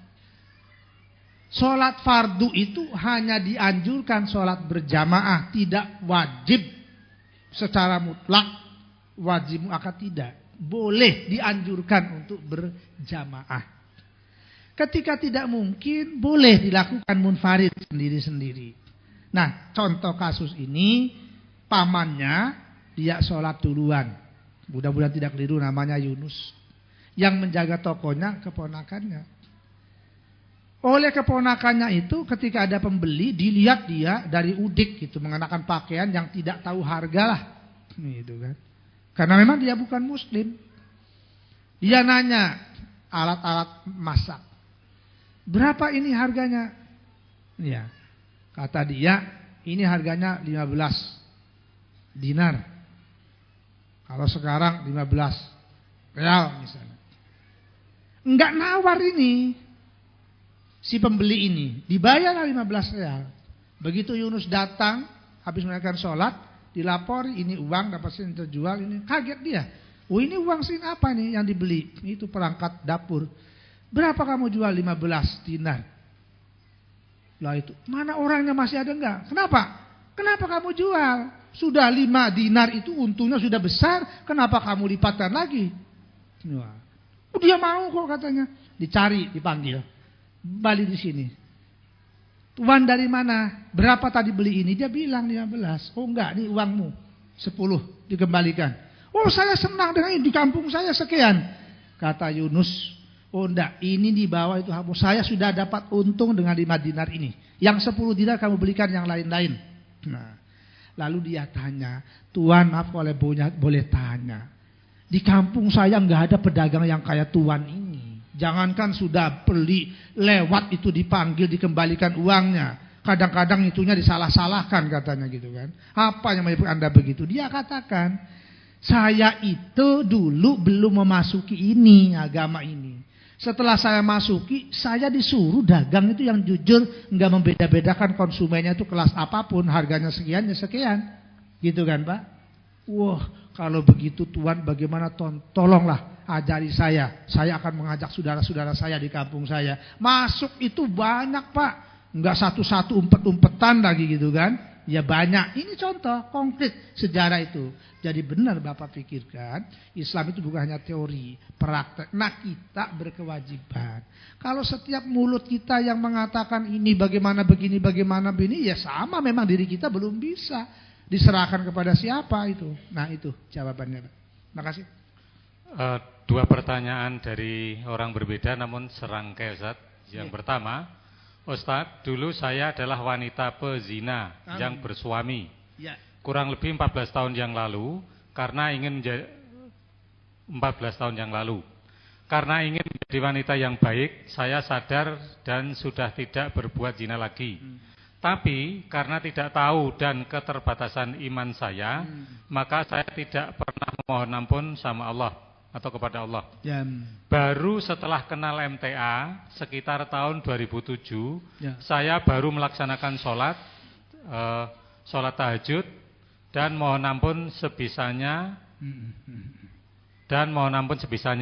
Saya sudah mulai mempelajari Al-Quran dan cara membacanya. Ya. Pertanyaan, apakah Allah masih mau mengampuni dosa zina saya yang saya lakukan dulu, Ustaz? Ya, atau bisakah saya masuk surga dengan kemampuan iman saya yang belum sempurna? Oke. Itu yang pertama. Lalu yang kedua, Ustaz. Kenapa tempat lokalisasi kok malah diberi fasilitas?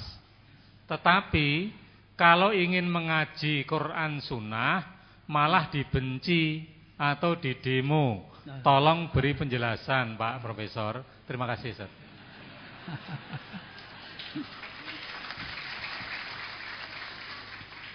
Ini enak yang nanya, enggak enak yang ditanya. Oke, Ibu dan Bapak, mohon maaf, mudah-mudahan mulut saya diberi kemudahan memberikan jawabannya dan meluncur dari hati nurani. Sejauh yang saya tahu, Bu, baik dari Quran maupun hadis, yang memetakan dosa besar antara 7 jenis perbuatannya sampai 9 yang paling umum dikenalkan oleh para ahli. Salah satunya itu adalah zina. Yang pertamanya itu asyirku billah, mensekutukan Allah. Nah, mensekutukan Allah inilah yang memang Allah nyatakan tidak akan pernah memperoleh ampunan apapun. Nah, Di luar itu tidak ada pintu tobat yang tidak terbuka. Saya kira dua penanya yang memiliki pengalaman yang sama tadi itu harus tetap merasa tegar, merasa segar dan bugar, bukan dablek, bukan. Merasa segar, tegar dan bugar. Ibu yang bertanya ini seyogianya lebih berbobot lagi bila perlu melampaui yang sudah-sudah. Tetapi jangan sampai mendorong orang lain, zina aja dulu, nanti sudah tua tobat kayak saya. Yakin tidak begitu, Pak? Karena kadang-kadang banyak orang tanggal seolah-olah begitu.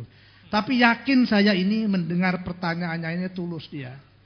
Ya, karena kekhilafannya di masa lalu setelah masuk MTA, ini tolonglah itu, bukti konkret itu kan. Ternyata banyak manfaatnya kehadiran MTA. Ya, karena MTA bisa menunjukkan orang yang begini, kamu begini jalannya. Jadi selama ada orang itu pengen mengenali ajaran Allah, bantulah Pak, bantulah Bu. Ya.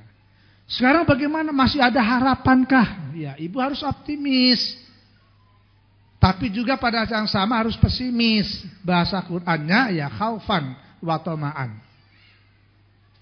Ya. Kenapa? Ya, yang pasti Allah yang membuka itu untuk menerima siapapun. Nah, masih ada harapan ke surga, Ibu dan Bapak. Ya. Kalau maaf ibaratnya kalau ibu itu ketemu orang yang baik, yang suka memaafkan kesalahannya ibu misalnya itu kan. Enggak usah nanya, wah Pak nanti kalau saya berbaik sama Anda diberi apa? Kok minta imbalan? Ya. Jadi jalani saja oleh ibu dari 2007 sekarang 2012 berarti 5 tahun ya. Ya. Ya maaf yang tahu kan penanya sendiri berapa lama di laut itu, Pak. Ya berbuatlah yang banyak zikirnya dan saya hormati sampai dia sudah mengenali Al-Qur'an. Ya, kalau ini kasusnya sepertinya belum bisa Quran dulunya ini, Pak. Jangan dikira ada juga malah bukan pertanyaan konkret. Ini zaman tahun berapa itu saya disodori ini, Pak. Wah. Ini juara MTQ ini, Pak. Tahu enggak ini? Ini beliau ini katanya ini juara MTQ kelas 1. Lulusannya dari apa? Dari PGA, pendidikan guru agama dulu. Kemana-mana ceritanya. Oh iya, saya katakan kalau PGA 1 aja berbuat begitu kemana-mana beritanya itu. Kalau non PGA ribuan gak pernah apa-apa.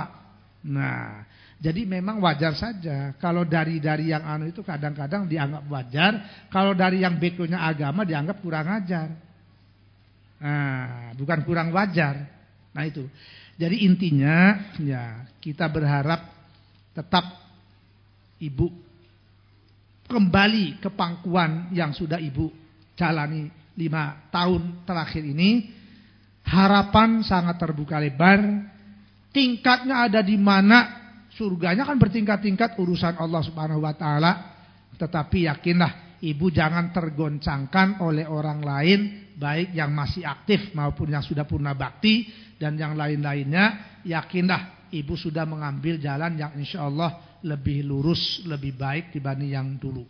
Itu harapan saya dan jawaban saya. Bagaimana tadi? Kalau yang ini aja dibantu, yang ini aja tidak. Ya katanya ibu kita semua ini sudah pengen ke jalan yang lurus. Iya. Saya tidak tahu ini. Apakah lebih banyak bujangannya di sini, apa lebih banyak yang sudah punya anak ini, Pak? Yang hadir, yang punya anak. Nah, Bapak yang menjawab, Pak. Di rumah ibu Bapak sendiri itu, apa selalu dapat pujian dari anak, disupport oleh anak? Coba jawabannya apa, Pak? Tidak selalu kan? Tidak selamanya. Tapi Bapak tegar saja.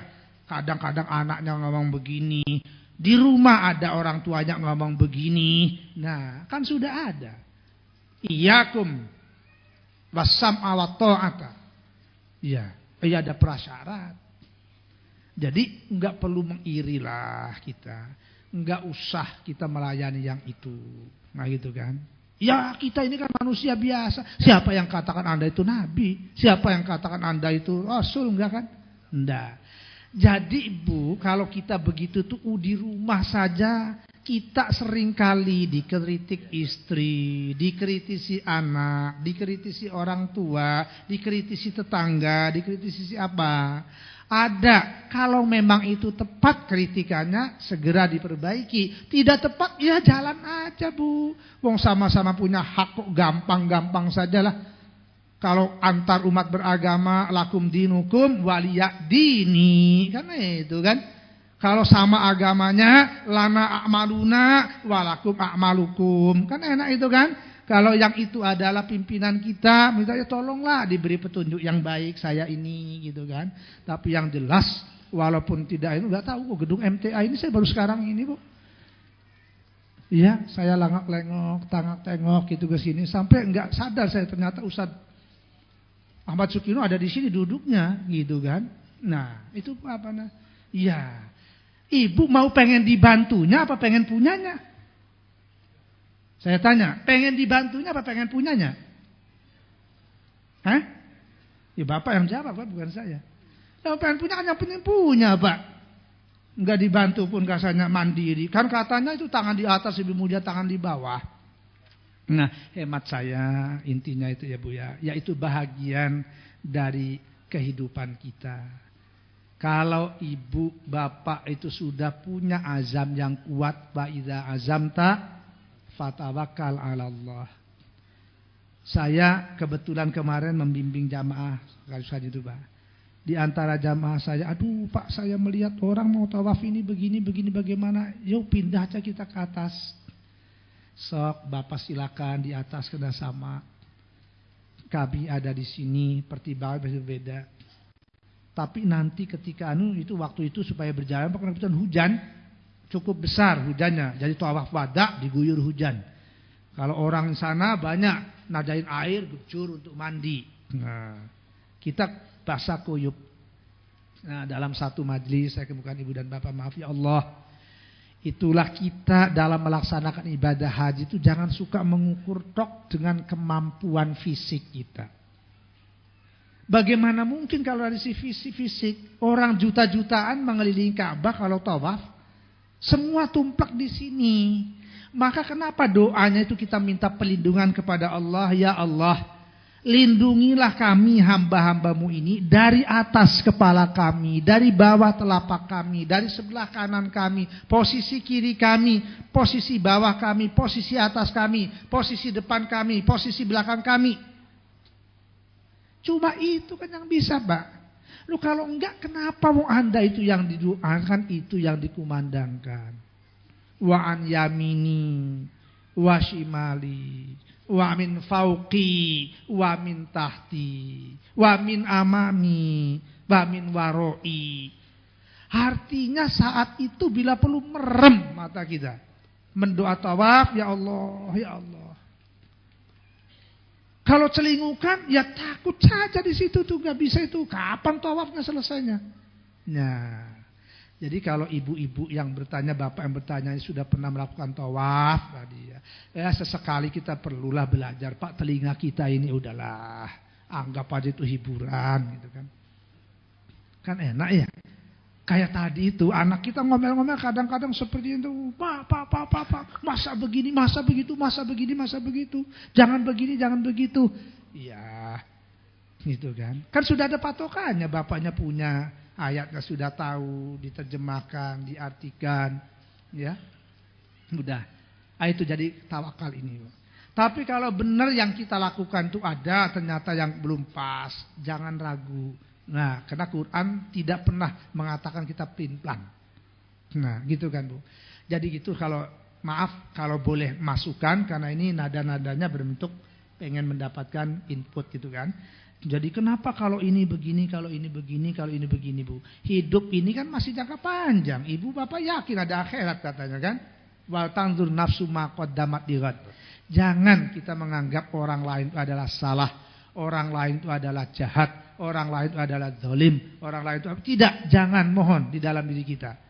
Berkali-kali saya ingatkan, lawan kita adalah malaikat kalau punya sangka seperti itu ya. Tapi kita yuk berusaha, ini seperti ini, kita ini seperti ini, insyaallah Pak. Anggap aja itu adalah memang ya kita ternyata dimonitor juga. Bagi Quran tuh gak ada masalah Pak. Famay ya'mal mithqala dzarratin khairan yarah wa may ya'mal mithqala dzarratin syarran yarah. Itu diantara nasihat dari Quran, bukan dari Amin Suma. Amin Suma itu banyak kelemahannya, banyak kesalahannya dan Bapak. Jadi insya Allah, kok saya malah terharu mendengar tadi itu kan. Bayangkan dia sekian tahun melakukan begitu itu, begitu masuk dia ke MTA, mungkin nanti orang mengatakan, oh itu kan anggotanya bekas-bekas. Oh enggak lah, enggak, saya yakin enggak. Kan yang tanya itu tadi cuma 2 ya Pak. 2 atau 20 Pak? 2. Masa iya MTA yang sudah enggak tahu kalau juta-jutaan barangkali berlebihan, ya minimal ratusan ribu lah. Dari mana konklusinya saya ambil? Ya paling tidak 3 kali saya melihat. Kalau itu juga enggak banyak, ya ribuan lah minimal, enggak mungkin ratusan ini Pak. Ya cuma 2 gitu. Nah inilah, jadi udahlah kita yang gitu-itu. Ini jadikanlah sebagai sarana institusi yang mampu mengantarkan orang memiliki masa depan yang lebih lapang, yang lebih baik, yang lebih bagus. Jadikan masa lalu kaca spion. Tahu kaca spion kan? Mana kaca spion lebih besar, lebih kecil dibanding kaca ke depan? Lebih kecil Bu. Tidak berarti mengabaikan dosa-dosa itu. Justru sekarang kita lagi diberi kesempatan untuk berbuat sesuatu yang lebih baik, untuk yang menanggulangi yang dulu-dulu kurang pas. Terus dibina komunikasi silaturahim. Saya kira itu Pak. Terakhir Prof. Pertanyaan ada 2. Pertama, bagaimana menurut pendapat Bapak artis pelaku zina yang belum saatnya keluar penjara, namun sekarang sudah keluar dan konser lagu di mana-mana disambut gegap gempita oleh penggemarnya yang rata-rata juga pemuda-pemudi Muslim. Ya. Sedangkan partner pelaku zinanya juga menjadi pembawa acara di TV swasta. Itu yang pertama. Lalu yang kedua, masih nyambung dengan ini, mohon nasihat Profesor strategi yang terbaik untuk Quranisasi ilmu dan perilaku, terutama menghindari pergaulan bebas di kalangan orang tua, pejabat negara, dan lain-lain, karena mereka adalah tauladan bagi anak-anak bangsa dan masyarakat. Terima kasih. Terima kasih Bapak. Ini memang orang MTA ini cerdas-cerdas ini Pak. Membikin pertanyaan sebanyak dan seberbobot mungkin ini ya. Nah, sementara saya cuma begini-begini aja ini. Oke Bapak, begini. Jujur karena ini sebenarnya yang pelakunya tidak bertanya kepada saya kan. Kalau yang kasus ini ya, beda dengan yang pertama. Jadi saya tidak menjiwai pertanyaan ini. Iya. Beda dengan yang pertama Pak. Nah ini sudah mulai bahasa batin Pak ya. Nah kira-kira begitu. Yang pertama itu dia dengan tulusnya, dengan jujurnya, dari hati ke hati sambung rasa Pak. Kalau ini ada seakan-akan itu melalui segitiga ini. Lama muternya itu. Nah ketika muter ini di putaran saya nggak tahu itu di mananya. Nah coba begini intinya. Nah ya. Kalau kita husnudzon berbaik sangka, ya mudah-mudahan itu. Yang tahu betul itu adalah yang bersangkutan. Benarkah dia berbaliknya ke arah itu adalah memang muncul dari buah kesadarannya sendiri? Maaf, tapi kalau tidak, karena ada faktor lain, tujuan lain, nah ini yang saya tidak boleh menjawabnya, takut suudzon pada orang itu. Jadi sekali-sekali diundang sajalah. MTA. Kayaknya tahu benar tadi kan, di mana, di sini, swasta, tahu benar itu. Undang saja Pak. Gitu kan. Nah, ketemu saya syukur, tidak ketemu ya tidak masalah gitu kan. Tapi yakin kira-kira, karena pertanyaan itu Bu, harus connect dengan jawabannya gitu kan. Ini persoalannya itu. Jadi menyangkut kata hati, kata ini, kata segala macam. Tapi alhamdulillah sekaligus menjawab yang terakhir bagaimana itu Bu. pada intinya sih selama dalam batin manusia itu ada keimanannya dia, ada saatnya itu umumnya punya pada kali-kali yang lain. Ya, saya mengatakan selalu sih tidak. Mengatakan tidak pernah juga apalagi. Yang pasti terkadang minimal beberapa lah. Oleh orang-orang seperti yang penanya tanyakan tadi itu, kata bahasa yang penanya katanya pejabat, ya saya tidak tahu pejabat itu kelasnya apa gitu Pak. Tanya. Baik menyangkut soal perilakunya, kemudian juga menyangkut soal hartanya, menyangkut soal apanya Pak. Bahkan kadang-kadang ada yang cara menyelesaikannya itu maaf karena belum ketemu jalannya, dia muter-muter kemana-mana. Oh gitu ya. Bagaimana caranya? Saya kira bahwa itu contoh teladan, dia itu betul itu Bu. Yakin yang bersangkutan juga sadar, tahu itu kan. Tapi lagi-lagi yang namanya nafsu dan nafsu itu yang tidak termanage. Ya. Tapi saya sering mengatakan ya, demokrasi itu ada baiknya. Ya. Jangan terlalu dianui dengan itu. Misalnya, kalau ibu bapak tadi itu kan mengatakan bagaimana supaya ya mudah-mudahan nanti kan terbatas itu ya katanya masa-masa begitu itu cuma 4 tahun 5 tahun ya. Ya, nggak usah macem-macem lah gitu kan. Ya, kira-kira begitu aja Bu. Karena banyak jalan menuju mana itu? Roma, jawabannya Al-Quran je. Banyak jalan menuju Mekah. Wong Quran kok nyanyi-nyanyi itu, lah bingung saya ini. Nah ini belum Quraninya di sini sehingga perlu saya Quranisasi ilmu dan perilaku. Nah ini canda aja Pak. Artinya itu Pak, enggak usah terlalu dikhawatir, ada nilai positifnya. Cuma kita manfaatkan ini hak kita, jangan sampai dirampas oleh orang atau pihak lain. Itu saja kalau saya. Hak kita ada haknya dilindungi, kita gunakan ya. Jadi itu ibu mendoa, mudah-mudahan kalau itu tidak cocok ke depan tuh diganti oleh anak ibu yang bertanya, oleh anak bapak yang bertanya. Siapa makanya anak ibu dan bapak itu gitu kan. Ya tanpa itu ya susah lah gitu kan. Memang begitu hanunya. Saya kira itu jawaban dari saya karena ada indikasi dari bapak yang membacakan katanya yang terakhir ya. Berarti saya sudah gak boleh ngomong lagi nih Pak. Terima kasih. Betul sampai di situ Pak ya? Terima kasih Prof. Jadi sebetulnya masih 36 lembar. 36 lembar, rata-rata masing-masing itu minimal 2 pertanyaan Prof. Sehingga rasan-rasan Prof nanti akan dibukukan, dijawab dulu baru dibukukan. Mudah-mudahan ini terlaksana dibawa ke Jakarta. Amin. Kemudian yang tidak kalah penting, buku kami harapkan tidak meluncur sendiri dari Jakarta ke Solo Prof, ke tempat ini. Sehingga nanti profesor yang membawa buku tersebut.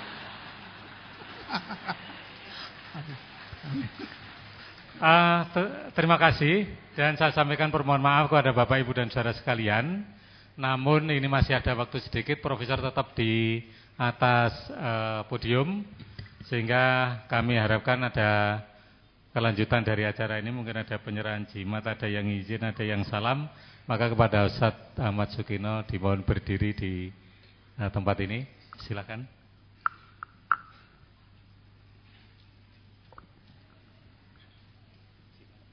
Saya sampaikan ada beberapa penyerahan jimat dari beberapa warga. Yang pertama dari Bapak Ali Pelupuh berupa pedang Sokoyono.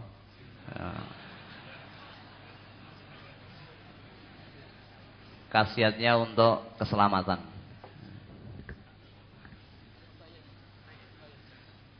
Kemudian yang kedua dari Ibu Retno Bocah Kendal berupa Quran Istanbul, kemudian keris kecil, 10 biji batu akik, kemudian 2 bungkusan kain yang di dalamnya ada tulisan Arab.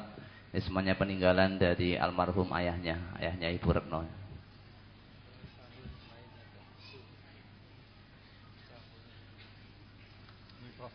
Istanbul, Prof. Terima kasih. Saya kantongi ya. Jadi Prof ini tiap hari Ahad memang ada saudara-saudara kita peserta akad pagi ini yang tadi Ustaz Prof Amin mengatakan dosa yang besar termasuk salah satu atau nomor satu itu dosa syirik yang Allah tidak mau mengampuni dosanya. Tapi dengan perbuatan yang dulu karena tidak tahu, setelah tahu baru dia menyadari dan bertobat, yang menjadikan kesyirikan dibuang atau diserahkan di sini. Yang sudah ada 3 lemari besar untuk menyimpan jimat-jimat ini. Yang mudah-mudahan Allah mengampuni dosanya dari perbuatan yang karena tidak tahu. Hampir setiap akad pagi pengajian jihad pagi ini lalu ada yang bertobat, serahkan jimat-jimatnya. Mantan-mantan dukun sekarang datang enggak dukunnya? Jadi dukun juga bertobat, yang dulu suka ngapusi orang mulai tobat dan mulai ngaji ini dengan aktif, baru menyadari bahwa apa yang mereka lakukan adalah suatu perbuatan dosa dan penipuan, maka dia melakukan suatu usaha untuk bertobat, memperbaiki dirinya. Terima kasih, saya rasa sekian.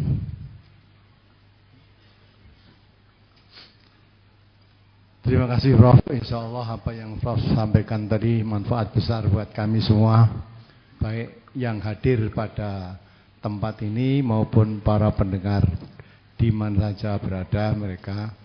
Hanya karena biasanya pertanyaan langsung dari luar juga bisa, karena ini pertanyaan tertulis. Maaf dari yang saudara-saudara mendengar dari seluruh Indonesia atau ada yang dari luar negeri. Ya, kalau mau mengirim pertanyaan, tolong dikirim lewat email ini aja, nanti akan dituliskan masuk di sini. Karena tidak ada pertanyaan langsung, baik yang di sini maupun yang langsung dari luar. Insya Allah pertanyaan saudara tetap akan dicatat, akan dibawa oleh Profesor Amin, dan nanti akan dibukukan beserta jawabannya untuk kita semuanya.